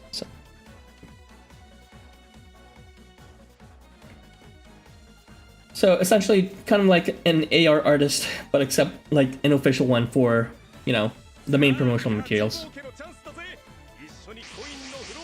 Because like you know that one poster from there was a poster that leaked a few new characters ahead of time, such as Katoboplast. There's actually another one that still hasn't been shown in the main game yet. I believe, anyways. No, actually, no. I think they showed. Never mind. But yeah, there was this art in what was it called again? I'm pretty sure it was in that place, Akihabara, that place, where it just showed like Tokyo Afterschool summers, but then everyone was just like super tiny all around it in the 3-star art, and it was like, it's cool for people who know what the game is, but that doesn't really say much for people who want to go in, and it isn't super eye-catching as a result. It seemed a bit like a cheap poster. It would have been good if they did a select few characters and drew them all in consistent art style.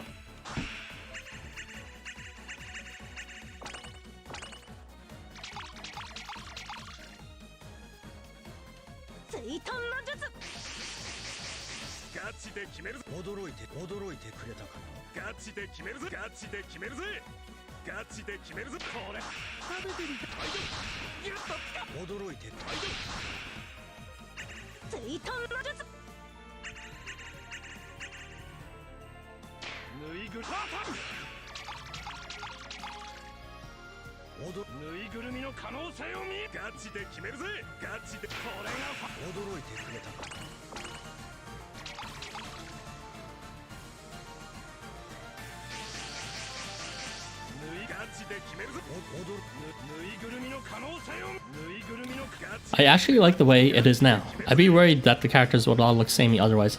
No, don't get me wrong, I like how they all look different so that your favorite artists are there. But I mean in terms of main promotional material for people who are outside of the game. I've seen a lot of like advertisements for LifeWonders that has been LifeWonders host mode that has been shared in like, you know, various apps and even on like public banners, and I think there just could be better messaging for those ones. And at the very least, just instead of showing like a billion characters, do like a closer look in some of the more main characters or some of the more marketable ones, I guess. Lee Cho's voice actor I know was King from Seven Deadly Sins, Onion Knight from Final Fantasy III, and Panda from Polar Bear Cafe, and others I remember. I do like Lee Cho's voice actor a lot. He's very cute in terms of trying to have that kind of a, you know, Tokyo punkster aura kind of voice, but also sounding very nerve-wracked. Yeah, I just, you know, I think it'd make more sense for consistent marketing. Like, it's fine for within stories for them to use all these different art styles because that's the beauty of the game. It's like not only a celebration of LGBT, well, mostly LGBT, but also the celebration of the diversity of different art styles. But in terms of like advertisement material, I'm not sure if, you know, showing like a Pokemon list of characters is the best way to sell your game. Jun Fukuyami uses his deep voice sometimes. Not sure who that is, but okay. He sometimes uses his pitch voice. Are you saying that Lee Cho's voice actor is Jun?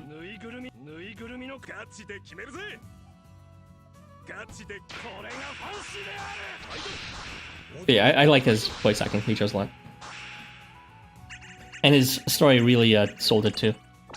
Jiangxi Knight probably had some of the best kind of character development for an event. And I still remember Lee Cho's special quest to this day. Very heartfelt and not directly warning. It's just like, we just met each other, calm down.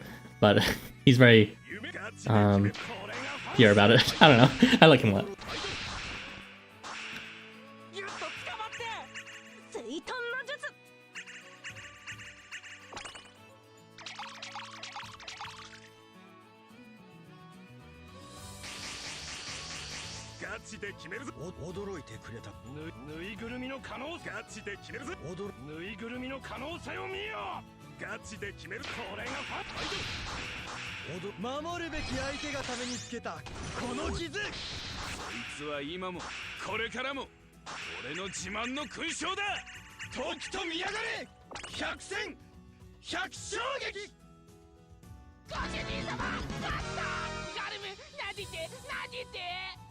Hello, Ray. We were just recently talking about the promotional materials in the way LifeWonders advertises Housamo. And I was commenting on how they could benefit from a more consistent art style in the promotional materials, rather than showing everyone as if they were in a list of Pokemon.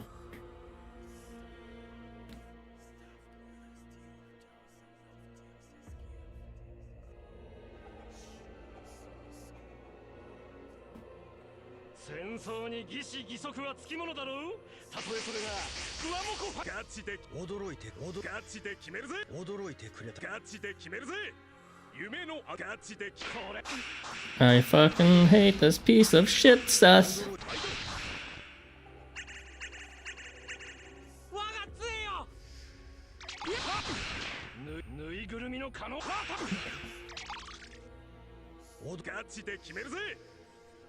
Seth needs to die.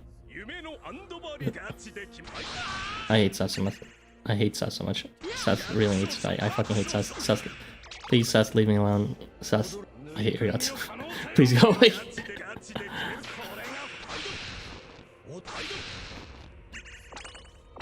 Are there any confirmed straight characters? Valiant Professor Prophecy. Fuck Valiant.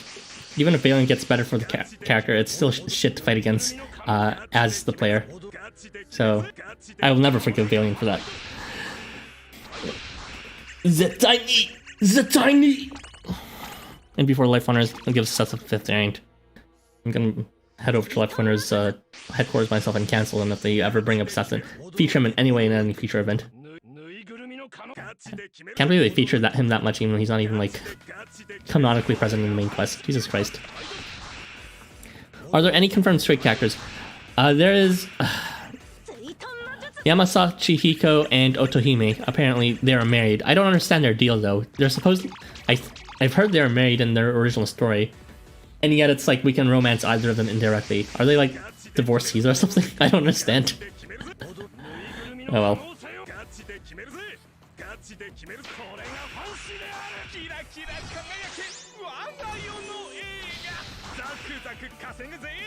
Also, if you count on people's souls, I guess Ophion, he sees his original wife, although according to him, he doesn't actually care about his wife's form or sex or gender.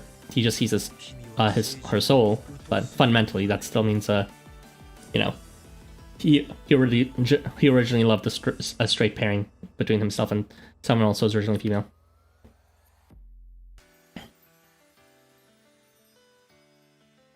I need to read the event? Oh, okay. I see. LifeWonders is finding a way to break up their marriage and make them both available for you. Or take them both in the threesome.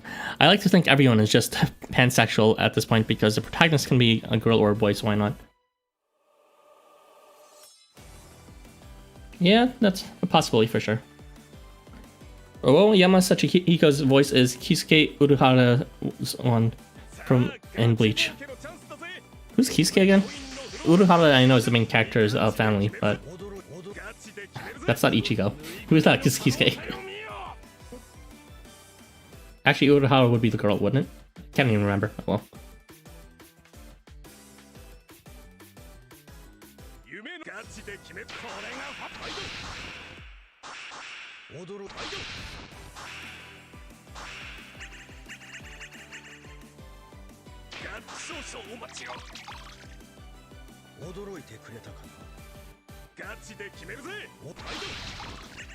In terms of other straight ships, let's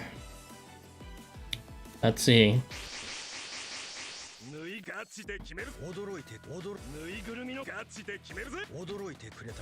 None is coming to mind immediately, honestly.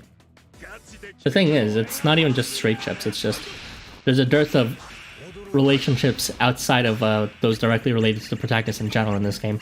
The only other one that really comes to mind was Kalki and Shinya, that's actually just a gay ship.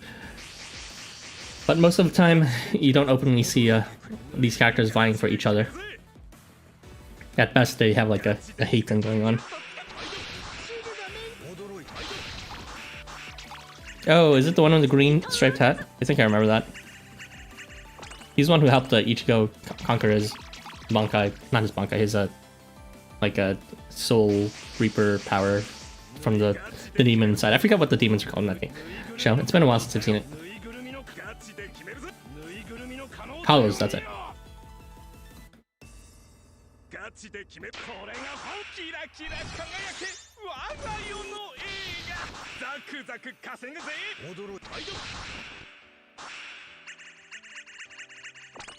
Yeah, there's this Ophion and Aizen, I guess, but that's more of a one-sided thing from Aizen's direction.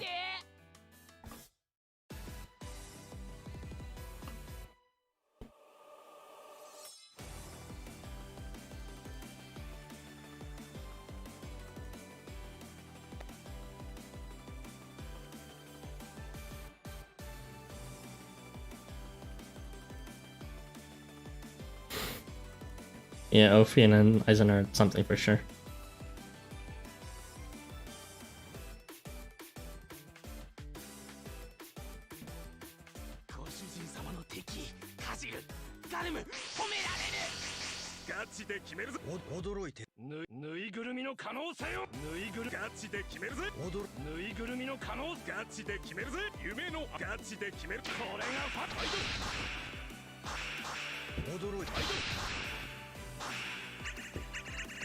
I don't think it's about being healthy, right, Delos Santos? As much as, you know, Twitter culture would cry about it and a whole bunch of people would say it's not healthy, LifeWonders seems more interested in showing the diversity of different forms of love. They literally have a character saying that. I'll be a people meme on it, with Azazel saying, "This too is love," right? But, and also there was an entire arc with what's called in Zhao's event for the original mountain event, Onsen. He was having this like love for the mountains, but then he said it was like one-sided, and then he said like, I guess it wasn't love after all. But then the protagonist reassures him, no, like, don't be like ashamed of your different form of love. There's different forms of love essentially, and I like that message from LifeWonders. It's a lot more open than what a lot of other people would like to accept.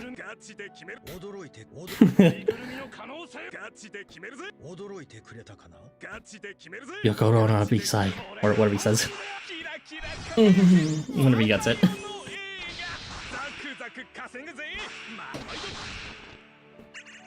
Yokoro no Basai.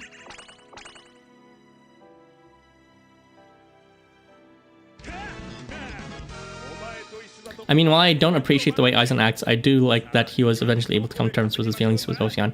I thought that was cute.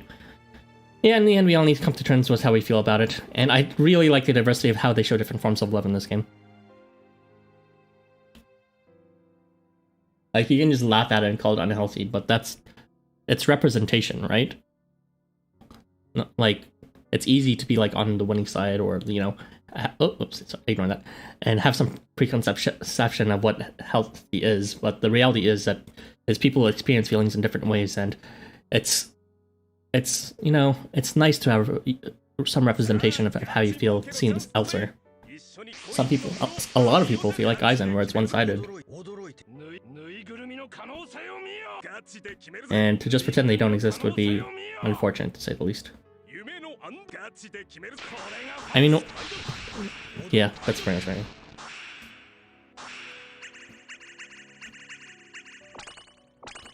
And then there's a diversity of other things. Not just the love, but kinks as well. Like with Marduk representing Vor, Behemoth representing like feeding, and a lot of characters representing different body type preferences. There's like a lot of other kinks, some mother kinks. There's a huge diversity out there, and I really love the representation. People not feeling like, you know, they don't have something. And that's fine for them. I don't like all the necessarily because of that, but I'm just happy because they treated that way. I was able to find the things that I like in this game. And not feel like judged for it. Didn't Aizen also kidnap Ophion? Are you my third husband? I don't know if, like, he says he tried to kidnap him, but was he actually kidnapped? I don't know about that. It felt more like Ophion let himself be captured at the best or something like that. There's just a lot of diversity in this game, and I live for it. Yeah, I can totally vouch for that.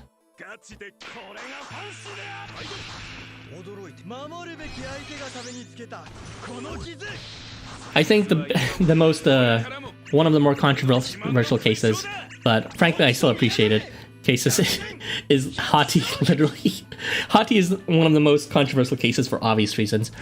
An extreme side of one-sided love that is parasocial through obsession and all that, and it eventually led to him kidnapping Gabriel, while having thoughts of biting into her neck or something like that. So obviously dangerous in real life, but yes, even then I still appreciate that it explores that there's just people ends up having it explores the different extremities of what people can feel.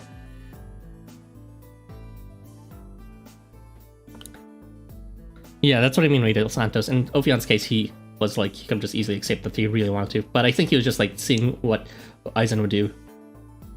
One of my friends complained that there is no feet, and I teased him about that. What? What do you mean there is no feet? What? There's fucking Daikaku's entire art is all about his feet, isn't it? And also Sasagwa. I wouldn't call him a toxic fan base. The thing is, he didn't push his ideas on anyone else. He was confronting it with himself. I feel like he might be using toxic here a bit too far. Oh, not that feat? Oh, I see. Yeah, toxic has a very different definition, but to just overstretch it to anything you don't like is a bit... Yeah, I don't know about that.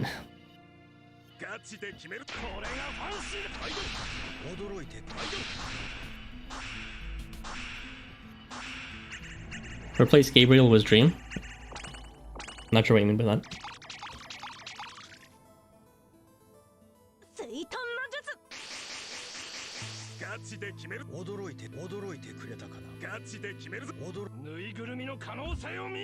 But yeah, I am fully on board with LifeWonders' exploration of the diversity of love and feelings. There's also Nyarlathotep's extreme form of, what's it called? Causing chaos and all that, and just being, insensitive to other people's feelings and all for, And, I don't know, it's hard to pin Azathoth down, but... not Azathoth, sorry, Nyarlathotep. And then there's Maria, who's the extreme opposite example of someone who has extreme benevolence to even forgive someone like Nyarlathotep, who was the one who, was the impetus for the Ayama missionaries to end up being invaded by a bunch of the rule makers, if I remember correctly. Dream is a massively popular Minecraft crew with quite the fan base. Oh. I do not follow Minecraft, so I wouldn't know.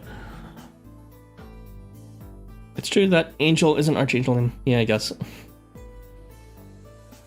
Look, I'm not saying, these characters you should emulate what they're doing. Obviously, that's not the case for a lot of these. What I am saying is that LifeWonders is open to sharing the full diversity of the human experience of love and feelings. And is not so close-minded to say, but that's not love, or, that's one-sided, or something like that. Yes, there is such thing as one-sided feelings, and that's fine. They exist. It's not necessarily something you should become in for, but I appreciate that they acknowledge it. And, who are you guys to say what exactly love is? Everyone says love is a bit different to each other. It's based on our own subjective experiences. For some people, love is a very revolted word based on their expectations set for it and how reality reflects it. It really depends on the person, right? I'm still waiting for LifeWonders to add rabbit, horse, more dragons, boars, and other animals, and both dog, wolves, felines, and bills. We didn't even get a proper mouse for Year of the Rat, so... I don't know. We won't necessarily get them at this point. We already have dragons, we already have wars. We don't have a horse yet, surprisingly. Do we have a rabbit? I feel like we should have a rabbit, but I guess we don't. Dogs and wolves, we do not need any more dogs and wolves. We do not need more feelings, and we do not need more bulls. There was a surprising amount of bulls, as I was reminded during the Year of the Bull. I love Maria. Her character and how she acts is what she believes to, and what she believes in compared to sacred artifacts, powers, whatever. Yeah, I absolutely love her too. You know what I love about Maria? She's like the most exemplary case of the best case of Christianity, and I feel like Christianity and Catholicism gets a lot of shit for obvious reasons nowadays, but looking past the relevant needs of it, the morals that went behind them of just selflessness of like Jesus's acts, and the ability to forgive even your worst enemy who like wronged you, and to look past that and to instead have the courage and strength to love them instead. Now that is admirable, and is, I feel, really missing in a lot of popular culture society nowadays.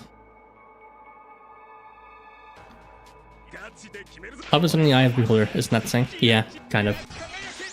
Being gay and one-side feelings name a more iconic duo. See, exactly. There are so many people who have homosexual feelings that keep it inside themselves. They're one-sided, and then to like complain, oh, like one-sided feelings aren't like valid and they aren't part of realistic relationships. Like, is completely ignoring the fact that a lot of us can't even be permitted to even to ourselves to feel that openly about people. It's just completely unfair and like completely, like they're just feigning ignorance of that point, that it doesn't reflect reality of how hard we have it, how much we restrict our feelings oftentimes that out of necessity. Like, yes, there are stalkers in this game. Yes, there are people who obsess too much. Yes, there are people who obsess over mountains. Yes, there are people who get salty and obsess over and hate the fact that some people get all the attention. Those are like natural, intense feelings that we all feel, especially our demographic. Those who have been excluded from just the heteronormative experience.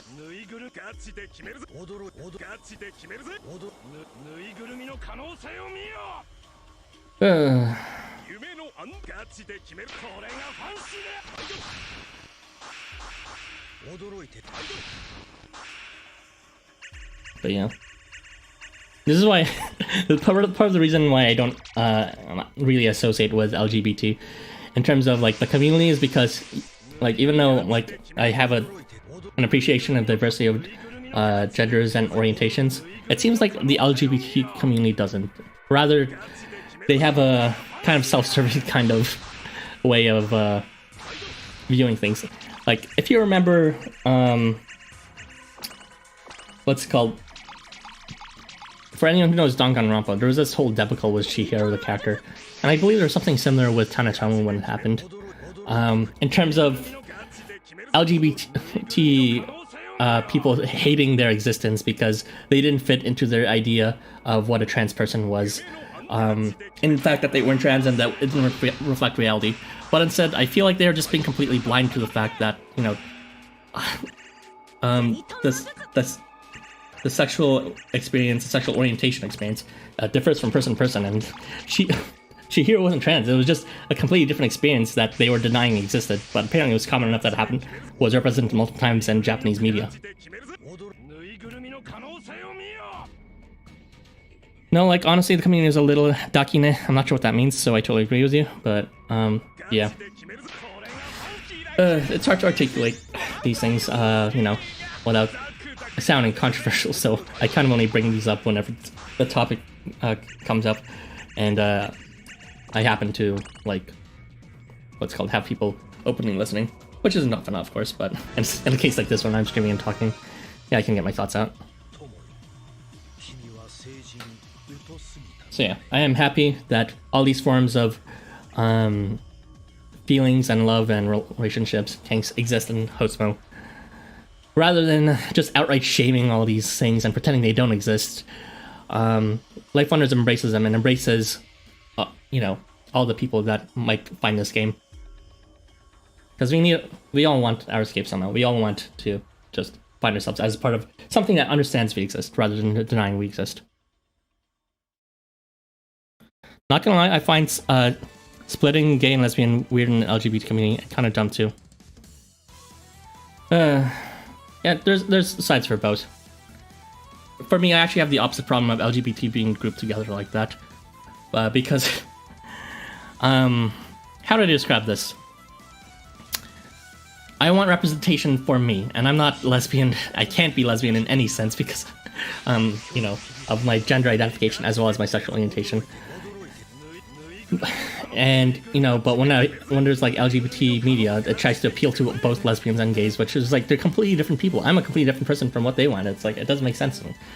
But at the same time, like, I finding them, trying to split them, I guess segregating them, is also a bit dumb in terms of the original hopeful intent of, what's it called? Trying to celebrate sexual diversity. But honestly, I think that's like, there's a problem fundamentally with the LGBT community in trying to like say they represent sexual diversity, because they really don't. They celebrate a limited selection of sexual diversity.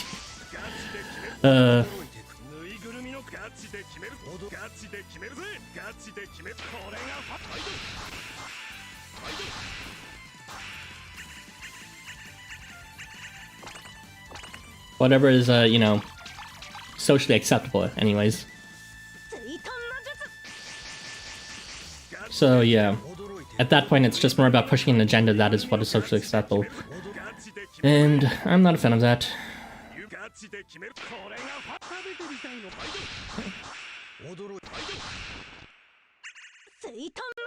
Leaked, oh well, what about leaked?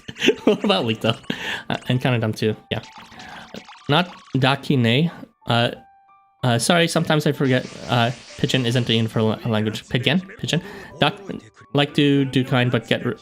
Hold on, let me just move here first. The kind, like the kind. Oh, I see. The kind, but get rid of the sound D. A kind is just a word to describe a word you want to use but can't think of the word. That is a very prevalent word. That's pretty cool. I didn't realize that. There's a lot of times when there's like words that are super common and yet don't actually have a word for them. So I get what you mean. And I guess that's why meme culture exists so strongly nowadays. With sharing images and formats, not just because you know, they're funny, but also because they convey a feeling that there might not be a word that exists yet. A very common feeling. So kind of like je ne sais quoi. Well, je ne sais quoi is a bit like in reference to something like a secret spice factor that makes it good. But I guess akain is more of a in reference to a particular feeling. I mean, both things are accepted in Pride community as long as it's consenting.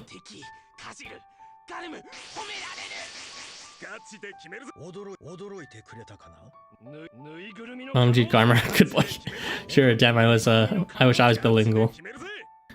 Well, you don't have to understand what it means in the direct language. It is an expression that actually transcends the language. Je ne sais quoi just means that which I do not know. Or rather, I do not know. So it refers to like the secret spice factor, the thing that you don't know.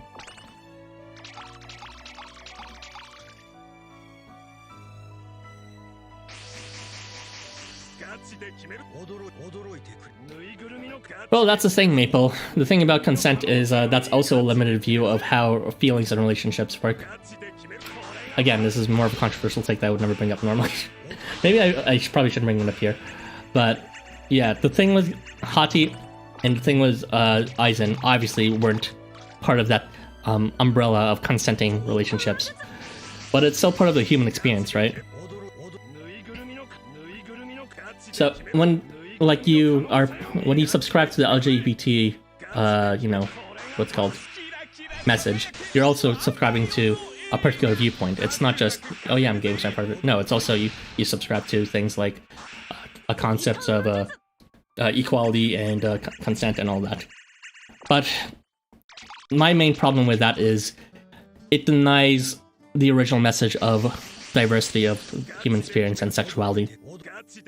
Because at that point you're pushing a message of what is right versus what is wrong, which is understandable as a community. Like, you can't push it, you know, be open about accepting things that would get you bad press. And in that sense, it's very utilitarian for them to subscribe to certain things to push certain ideas and not others.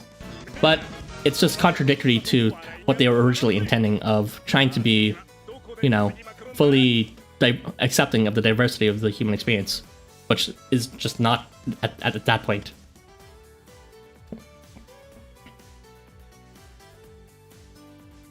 Whoa, YouTube errored livestream. Yeah, it's just the... What's it called? Again, it's my my Wi-Fi direct connection from my phone to my desktop is kind of shaking.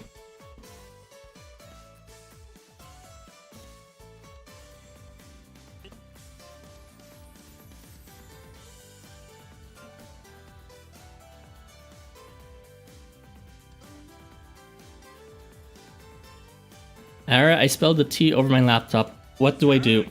You should spill the tea to the other servers too. Let everyone know.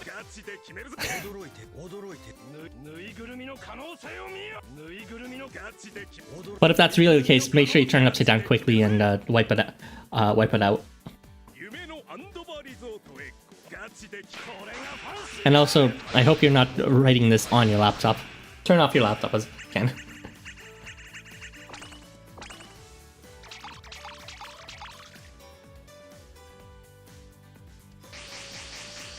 Yeah, I'm not saying that...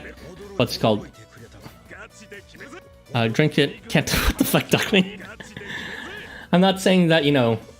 What's it called? Not accepting... Or, like... I'm not saying that a... non-con is something that we should be proud of, like, accepting as well. But I am saying that to deny that is also to deny the human experience. Which is convenient, you know? It's just weirdly convenient. Like, only a few generations ago, we were saying what was acceptable was, you know, heterosexual relationships. And now that, you know, we have a heterosexual relationships, obviously, you know, we're just arbitrarily moving a line between what is okay and what is not, based on what we personally feel is okay. And that's fine. And it's just, for me, I don't want to subscribe to what other people are thinking necessarily. I just want to subscribe to what I think. I turned it off for 30 minutes and then I'm back. Nice. You know, something my choir teacher said that makes so much sense was that he found it weird how LGBT community preaches inclusivity, but within the community always excludes themselves or others. That's the thing. I hate the LGBT community. I refuse to be a part of them. I am part of them in terms of just namesake only, in terms of I don't even identify as gay, because I don't want to identify as I don't want to identify in a particular gender, and I don't want to restrict myself to liking a particular sex. Like, I know I have a trend to like, you know, having a masculine, masculine scripted behavior, as well as having crushes and having affection for other males. But I am not gonna like lock myself into those definitions. I like what I like is the thing, and I don't want some definition with strings attached to lock me down to that.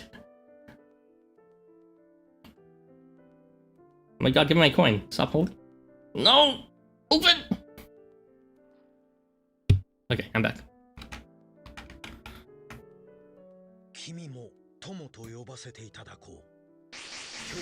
Where is everyone messaging while I stream? Well, I guess it's understanding. And it's understand before it's 3-hour stream. God damn it.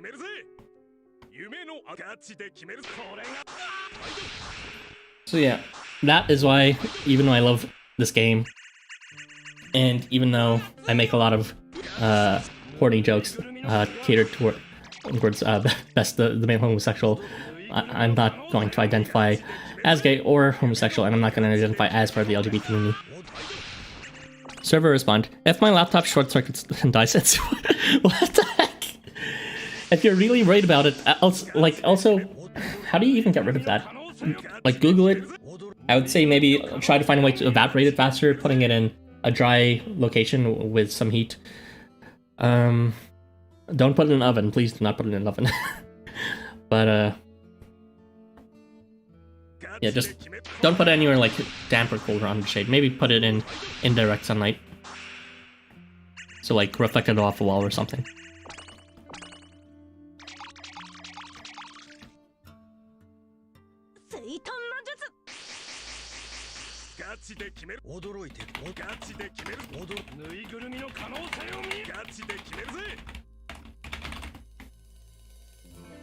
Let me just ガチで決めるぞこれギュッと驚く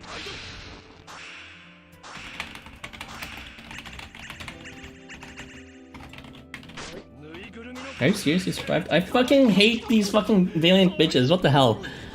Please eat a shit and die and remain dead.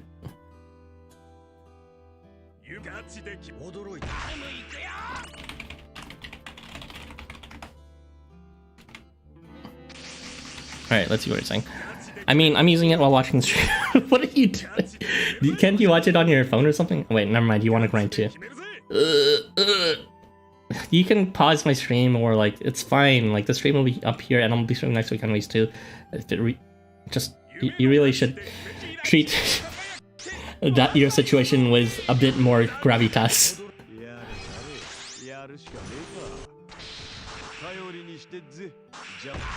Seriously, turn off my stream and clean up dry off your laptop. It's pretty important.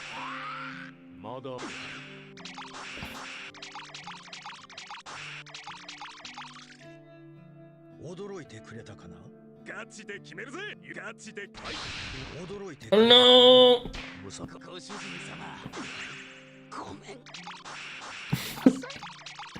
Did he hear Garmer dying? For all you Garmer fans out there, that's my gift to you. Holy fucking shit, I hate Trina.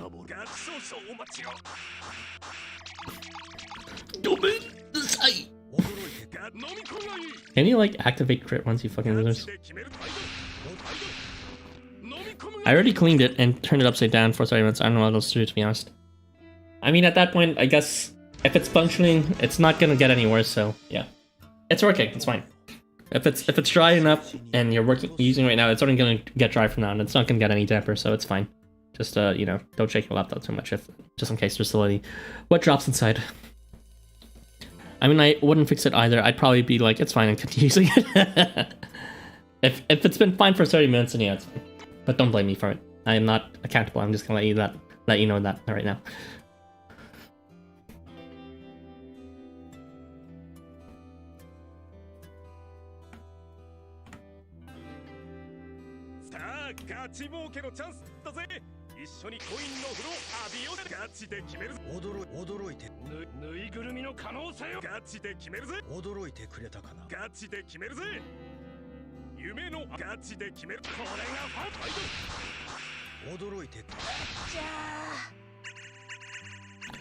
The video's online.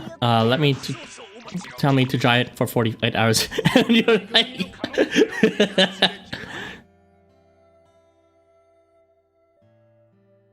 Well, I don't know.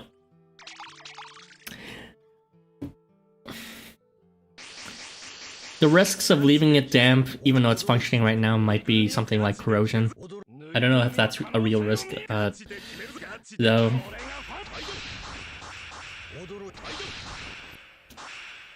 I mean, I think the real issue would just be like if it affects the microchips inside. Makes a closed circuit, but it seems like it hasn't. If you have a lot of rice, you could dip it in... What are these suggestions? No thanks, I have a live watch. I see. Oh my gosh. English! Stop yelling. Supposedly it absorbs moisture. Yeah, that makes sense. But at the same time, then you would have a bunch of rice inside your laptop.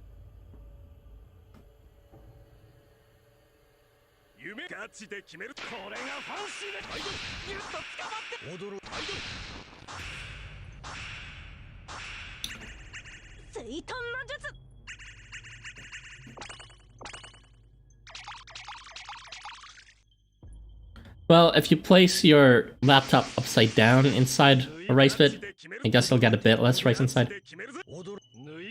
No, it's not worth the risk. It might get into the ports and just make something not function even more. You can just... If it's stuck inside your laptop, you won't.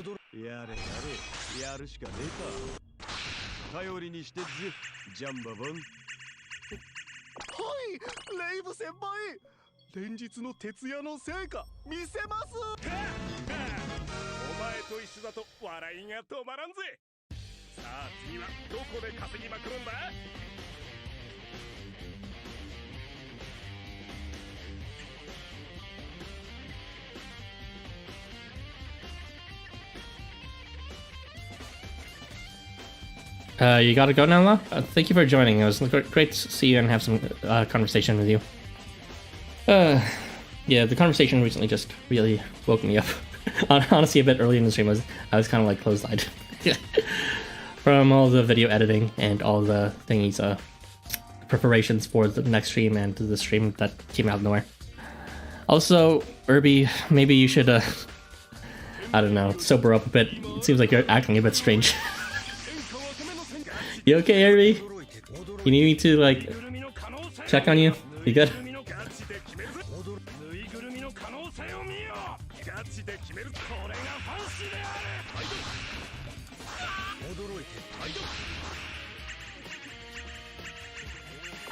It's Danganronpa's, the very first Danganronpa's OST for the Investigations theme, the remix. So just Google up or search up on YouTube, Danganronpa Investigation theme remix, or something like that. This is the second version of it. It has like a simpler version, and then in the last case, it has this version.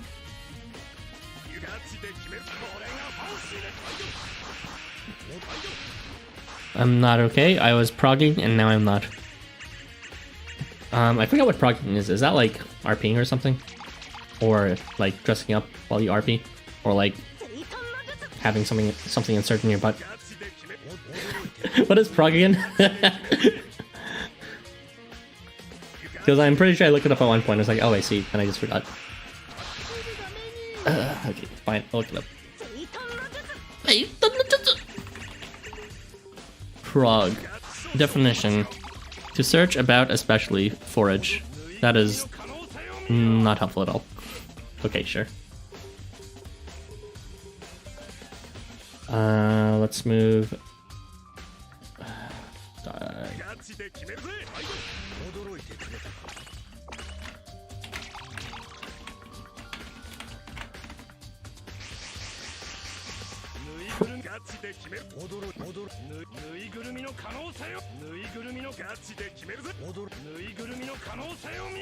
Programmer slang for writing computer code. Oh. I don't know why that was so not obvious for me. Oh, progressing through raid fights. Oh, I see. Never mind, never mind. Progressing through raid fights. That's an oddly specific way to describe it. Couldn't you just say you were raiding? Also, isn't that supposed to be fun, raids?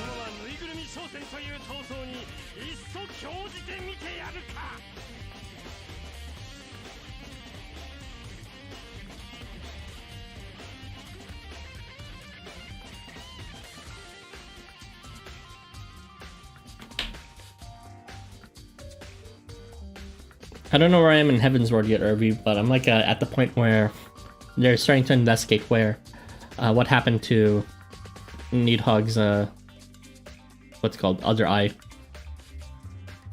So maybe I'm halfway through or almost halfway through. Looking forward to it. Progging sounds cooler. I would say it was raiding if I was actually gonna clear the raid. I see. So you're only like going through parts of it then?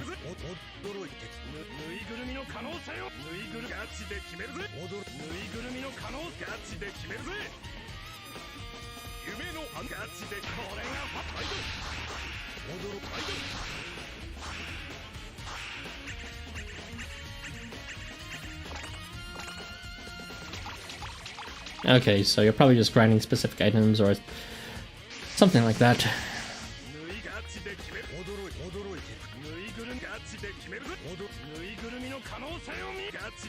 One of these days I will understand your in-jokes about F14. Just like how I attempted to get into League of Legends to understand your in-jokes about League, and I still don't understand half of them.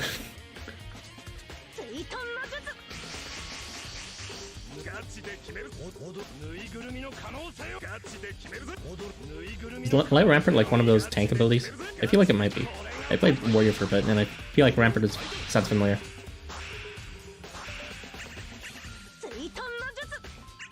An off cooldown tank ability, but that's what my brain is telling me, but I could be wrong.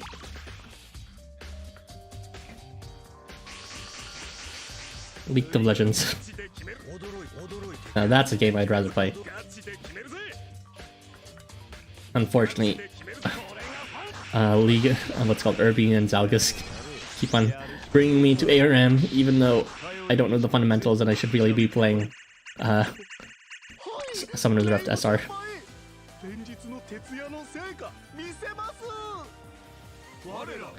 To get that practice anyways. Oh well.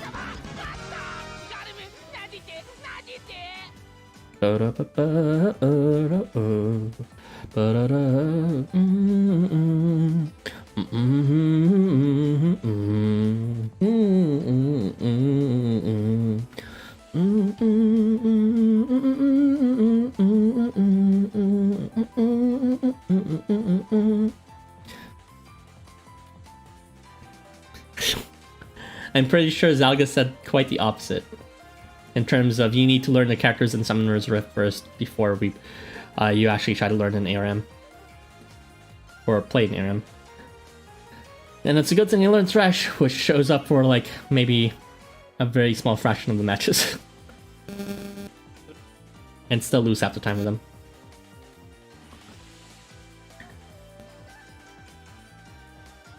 Arena of Valor? You prefer Arena of War, I see. Is your favorite character to play Marduk by any chance?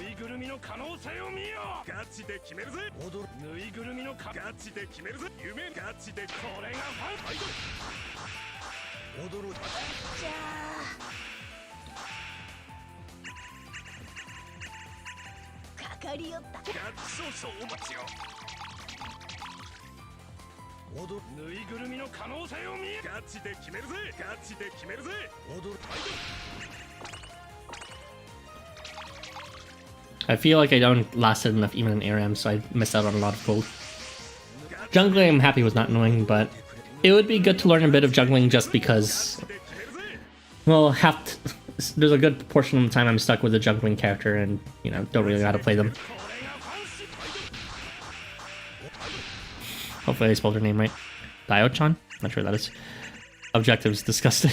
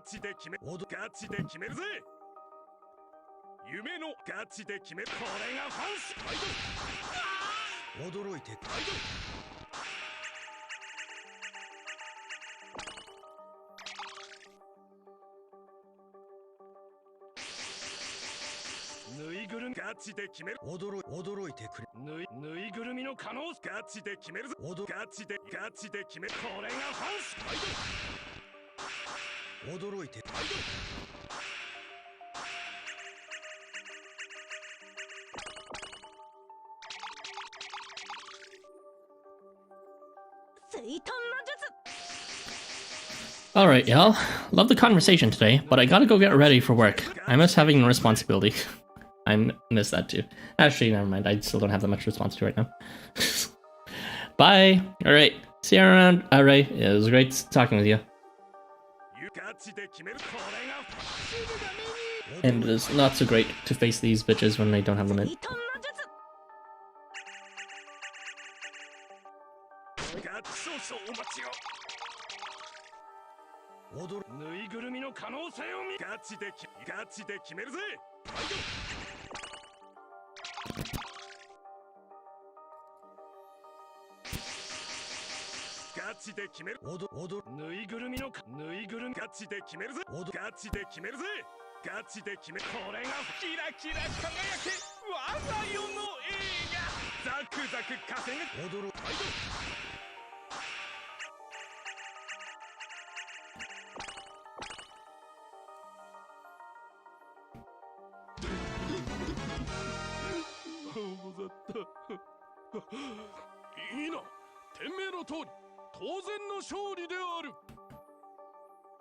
You know, after this, I was originally going to plan to continue working on the assets and the analysis for the discussion we're going to be having on Thursday for the ARs. Well, you know, 2 days from now.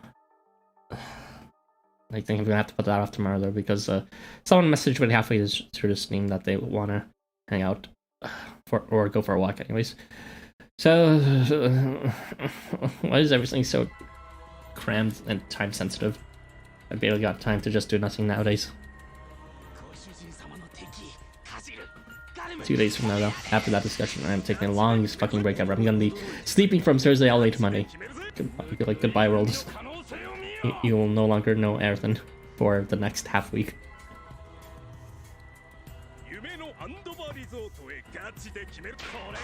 If my laptop fries before Thursday, I won't be joining the stream. You better make sure your laptop works then.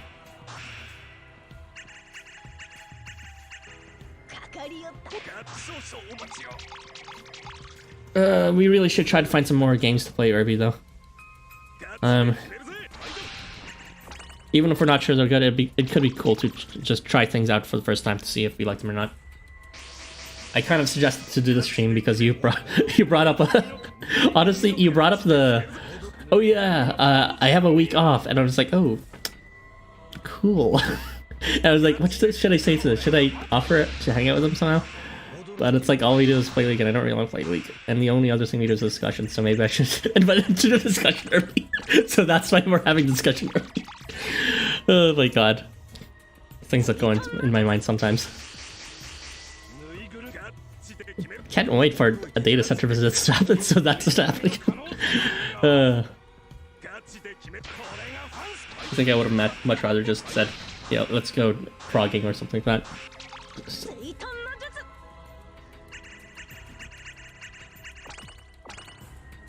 Well, probably not possible where I am, level-wise. Please, it was just a statement, not a hint for an invitation whatsoever. I know it wasn't a hint at an invitation, but it was also just like... I wanted to... like, I wanted to, you know... how do I describe this? I know you weren't asking for an invitation, but I wanted to feel like you gave what is wrong with my English? Like, you let me privy to that information, and I wanted to let you know that I acknowledged it, and I wanted to help enhance your week off, I guess. Even though this is a weird way to help it enhance it by giving you work. Hey, it's your week off. You want to work on your week off? Or like without payment and compensation at all? I mean, at least they're like vaguely fun, these discussions.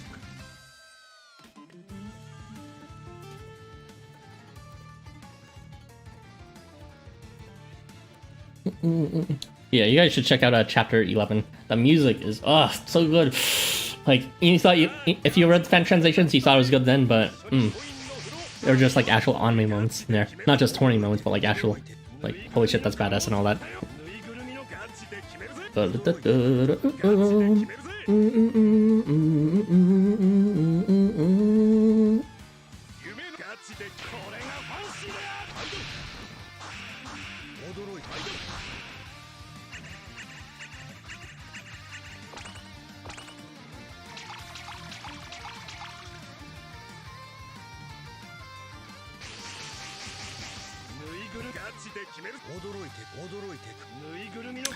Oh yeah, didn't we say, didn't we like say we should play another, what's called, have another party night with Jackbox Games? Can someone else besides me plan that for once? Like, you know, if you guys know Toto, aka Wendy Vestal, the guy who makes, prepares the Housamo ST channel nowadays, as well as the guy who makes his own covers for them on piano. What's it called? He was like positing the idea that we played this some party game together, and that he had fun with it. I was like, oh yeah, like that sounds cool. You'll do it, right? And it's like, yeah, sure, I'll host it, or something to that effect. And then so I invited him to our server, and then he ended up not doing it. And I was like, you said you were gonna, and then I just ended up doing it myself, and then we had fun. But holy shit, I do not want to plan these things. Too nerve-wracking. I feel like all the group ventures we did on our server was just like invited by me, and I'm not the kind of guy who would go out of their way unless they were really bothered to by circumstances. Can you please not error unknown error and give me my coin?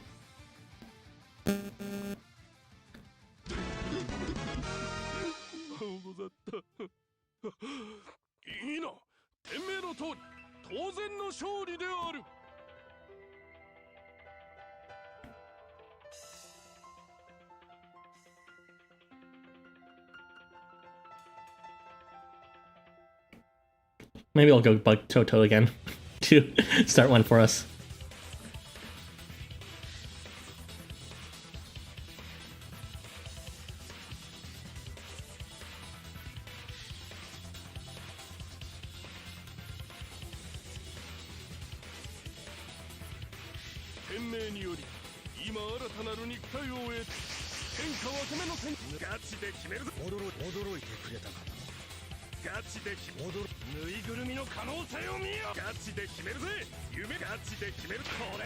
Oh, long ass fucking face start abilities.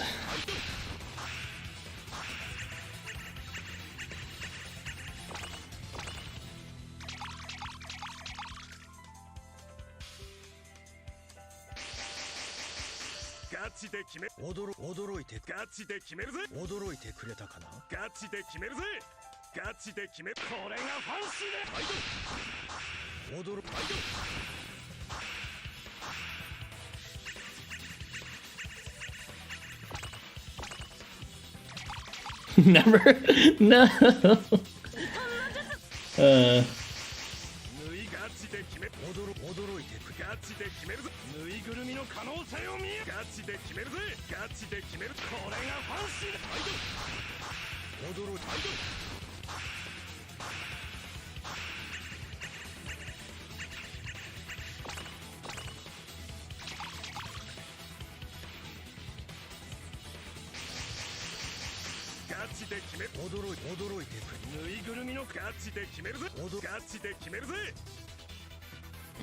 So you refuse to give me limit, I see.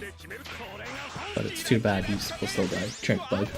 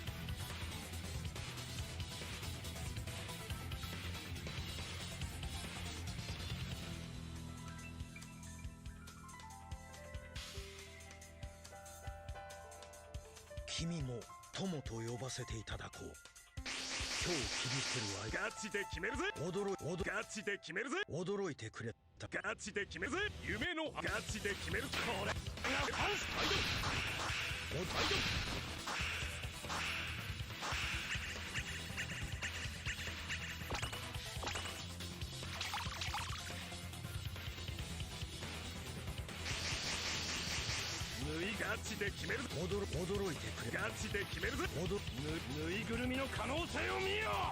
ガチで決めるぜ。ガチでこれがファンシーだ。驚いて。Oh shit, why is there so much more messages in my chat again?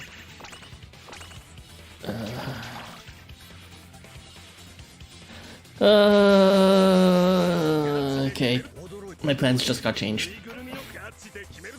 A friend invited me to go swimming in this pool. No, it's not like that.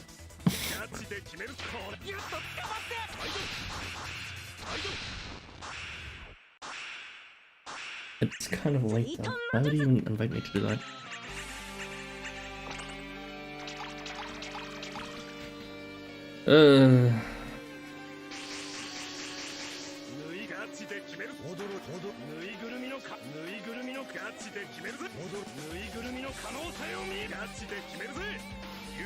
Gotta love this scene.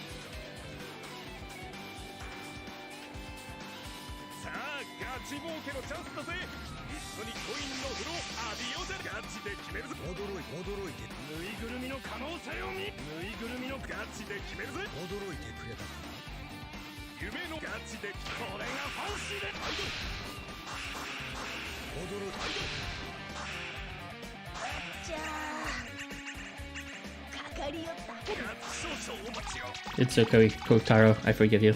Because of all those times your broken ass carried me through challenge quests.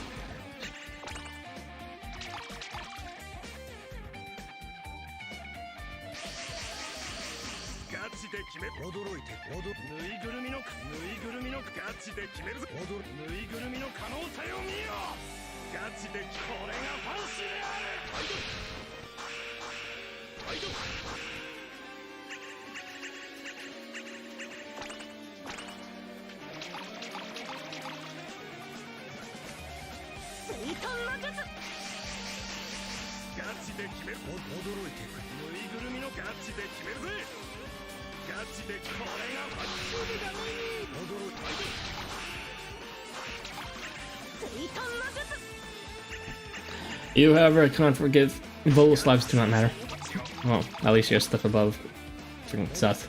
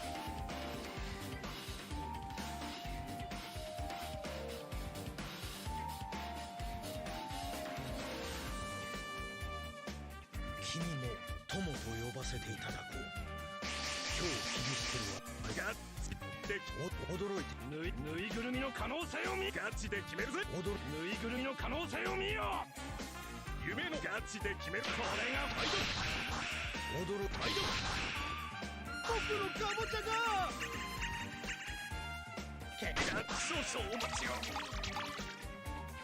驚いてくれた。ガチで決めた。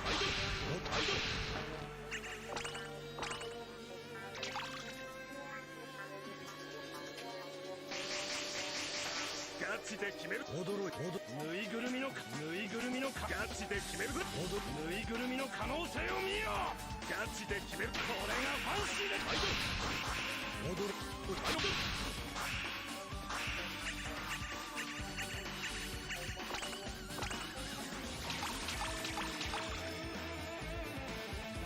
追遁の術。ガチで決める。驚いてくれた。ガチで決めるぞ。驚いてくれた。ガチで決める。これがファンシーで驚いて。追遁の術。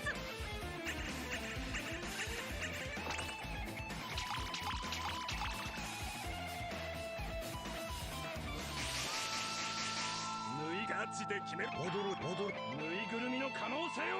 ぬいぐるみガチで決めるぞ。驚いてくれたか。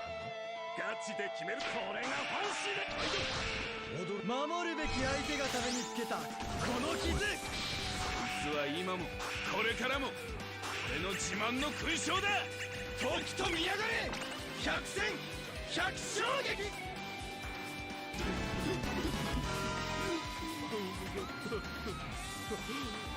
いいな。天命の通り当然の勝利である。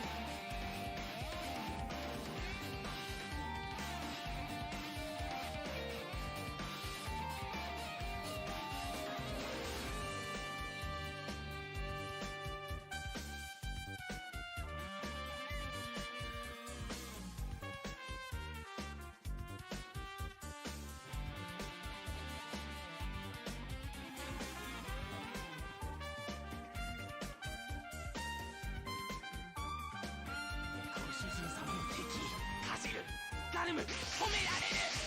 ガチで決めるぞ。驚いてぬいぐるみの可能性を。ガチで決めるぜ。ぬいぐるみの可能性。ガチで決めるぜ。夢のハンド。ガチで決める。これがファイト。驚いてじゃあかかりよって。少々お待ちを。You know, I kind of take it granted that I can just go out and hang out with my friends now. But, like, I have to be reminded that, like, a lot of you out there, still haven't even had their first shot. But, I wonder how you guys are coping. Are video games enough for you, or are you still losing your minds? Those are questions I wonder to myself as I drink my iced tea and have my, like, diner waffles made fresh.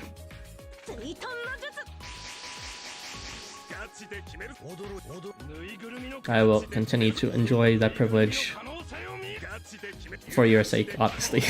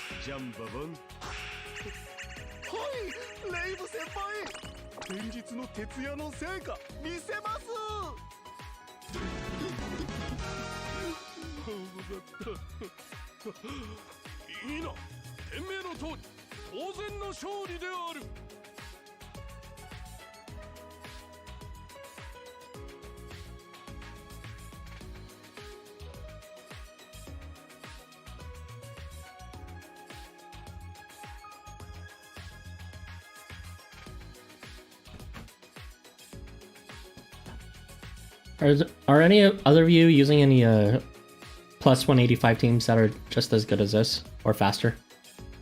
I'm curious of what you guys think would be the best team for this, because I know I was under the wrong impression before that Marduk was my best option, but Kingdom told me about he was using Tez before, and I actually find Tez pretty good. I actually completely forgot Tez had a attack up on buff. Actually, let me read his kit right now. He deserves to be read. Let's see. Possession. Oh, that happened occasionally, but never actually took effect. Or took advantage of here. Reflect debuff on self. Attack up on self when buffed. Neat. Vertical movement. That's pretty neat. Oh yeah, he steals buffs. And change. Nullifies weapon type change. Reduce HP fall enemies and allies adjacent. Okay, so a lot of his abilities are on move, but that attack up has really been super important here. I would say the main ways to improve this team would just be using the 5-star version of Yoritama and Tuscatli Polka, but I don't know. Maybe there's an even better team out there?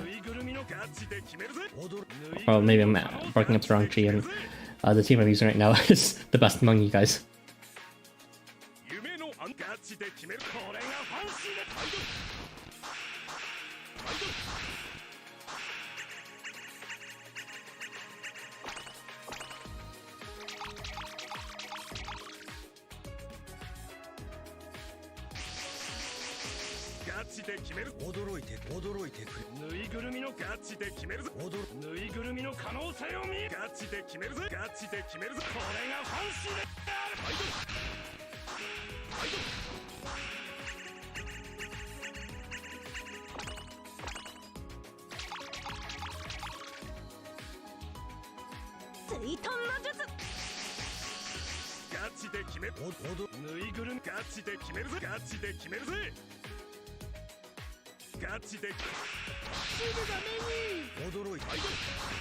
God, I hate cleaning it so much.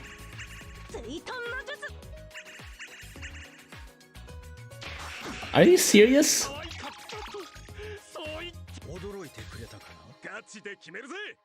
You need to die and remain die. Take that giant fist.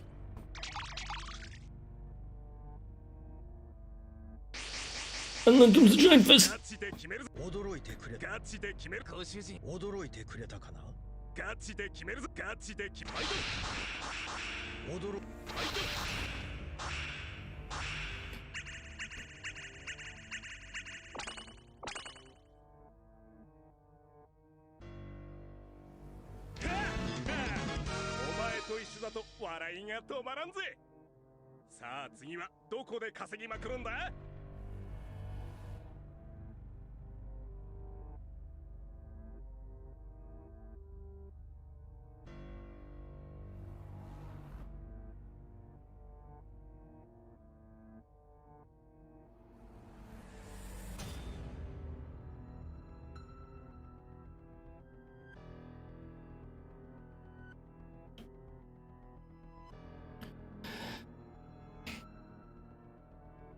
We are approaching the end of this. I think I'll use one more drink, and then after I use the stamina from that, I'll call it quits from here.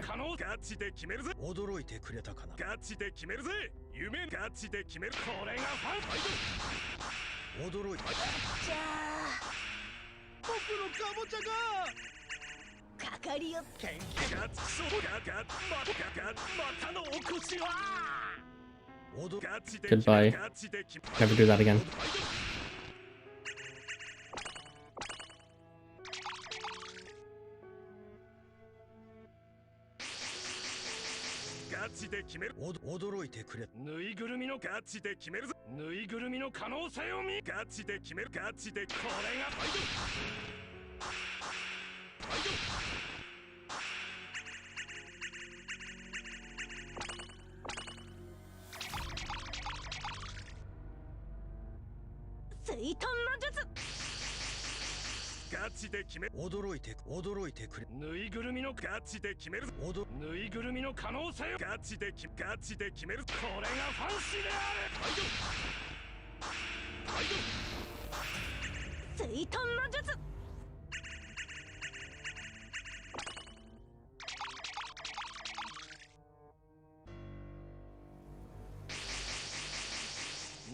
るみガチで決める驚いてくれたぬいぐるみの可能性ガチで決めるぜガチで決めるぜガチで決めるこれがファンスキラキラ輝け我が世の映画ザクザク稼ぐぜまあ見てやれやるしかねえか頼りにしてっぜジャンババン。はいレイブ先輩、連日の徹夜の成果。お前と一緒だと笑いが止まらんぜ。さあ次はどこで稼ぎまくるんだ。 Alright, let us finish our final drink for today. Kind of ending at an awkward number 8, but it's fine. It's fine. Shinpai suru na.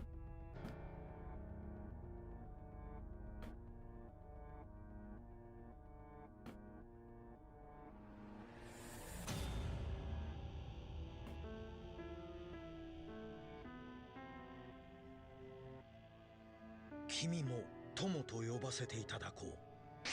今日切り捨てる相ガチで驚いてぬいぐるみの可能性をガチで決めるぜぬいぐるみの可能性を見よう夢ガチで決めるこれがファンスアイド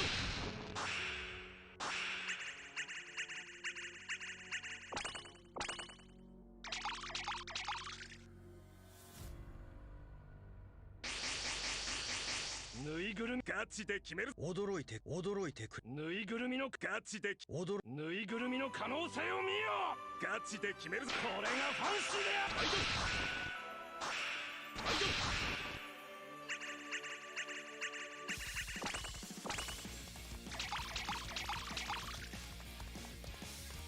ドル水遁の術ガチでぬいぐるみの可能性ガチで決めるぞぬいぐるみの可能性を見ようガチで決めるこやったアイドル驚いてアイドル水遁の術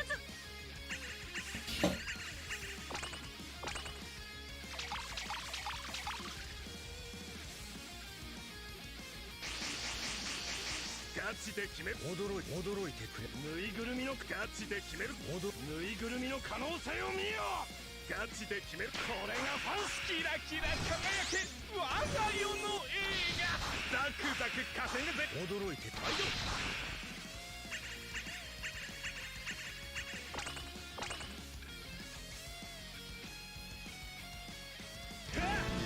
お前と一緒だと笑いが止まらんぜ。さあ次はどこで稼ぎまくるんだ。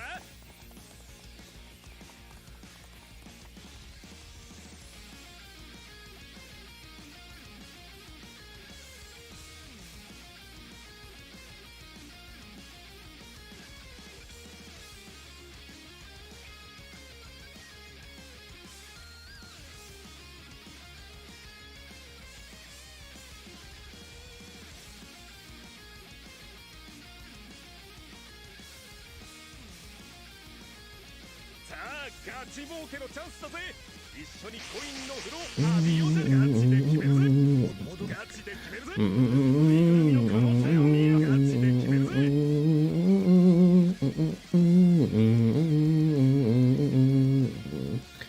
バララババラ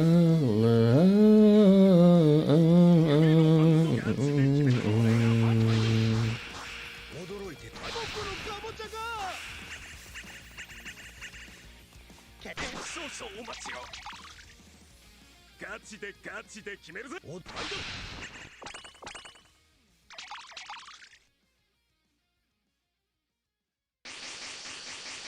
ルぬいガチで決め驚いてガチで決めるぜぬいぐるみの可能性をガチで決めるぜ So for those still watching who are interested in watching my next stream, my next coin stream that is happening next week for the last Berserker day, so same day, the Thursday EST, I'll be streaming 4 hours earlier than usual. So if I began at 3 p.m. EST today, but for next week I am planning to stream 11 a.m. The reason being, it seems that there's a bunch of people who want to watch this stream from one of the servers I'm in, the main server that's linked in the description. And unfortunately, they're on the literal opposite side of the world, so because of time zones, that's usually too late. That's 3 a.m. for them to watch my streams. So I'm gonna be doing them a favor. Hopefully, they'll be around when I do it, to stream a bit earlier so that it'll be more conducive for them, or I guess it will work for them better. So yeah, look forward to that. Also, game compound. What was that? I'm probably having a mini seizure there for a second.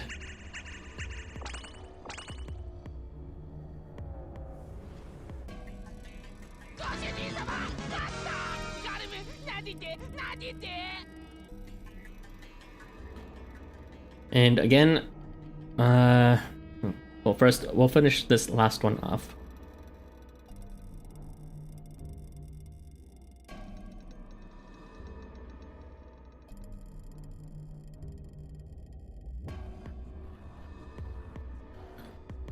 That feel when I wake up at 11 a.m.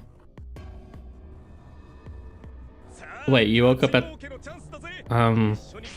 those little chatters aren't joining them? Oh, I see. I mean, you already joined, so you're fine. Thank you, but it's appreciated that you'll try to join. Again, it's, this is for your anyone who's interested in watching and who may want to take advantage of it. Sure, come on, enjoy. But it's no obligation or anything.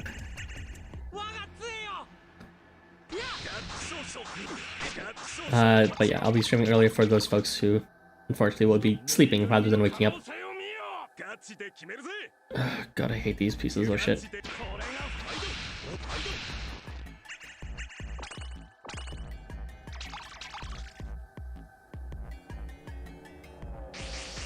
Of all the things they had to put on the Valiant unit, they had to put Curse.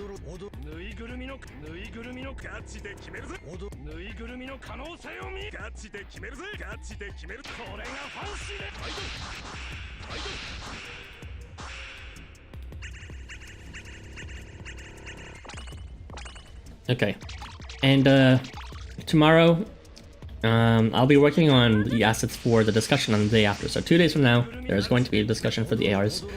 3 p.m. EST, so the usual time, the same time I started the stream. The day before then, actually, though, so, well, the day I'll be working on those assets.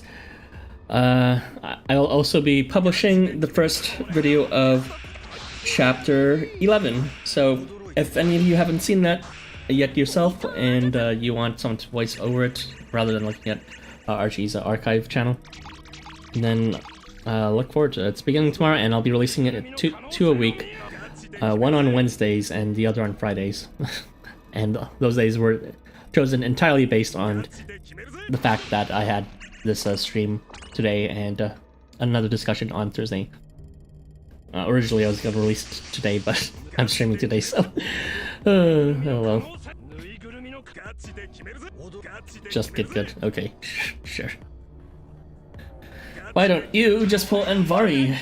5-star. Irby. Just pull better, obviously. It's no skin off my back, I did it, so can you. It was so easy to get Envari, I decided to get him a second time during the fucking grab bag, apparently. That's the kind of thing you would hope to get before you actually got it. Oh my gosh. Oh well. I mean, at least his charge is a bit stronger, but I'm not really using his charge, usually. Anyway. Perfect music timing. That concludes today's stream. Thank you for joining me today for the past 3 hours, for those who are from beginning to end, which is probably no one, but for those who even periodically joined and are here up to now till the very end, thank you especially. Again, tomorrow, Chapter 11 is being released. The day after, a discussion. Look forward to it. And see a different time next week on the same day for the last Berserker day stream. Hopefully those who joined me got a good amount of coin. Just to cap it off though before I say goodbye for realsies, let's look at my winnings. My starter was 180 something, and now I have 219,000, so actually I was a bit more efficient this time. Almost got I guess that's a bit over 30 million this time. Well, I guess that's the same before. And I'm left off with 8 salmon drinks and 65 majors. Alright. Thank you for joining, and have a wonderful day. Goodbye.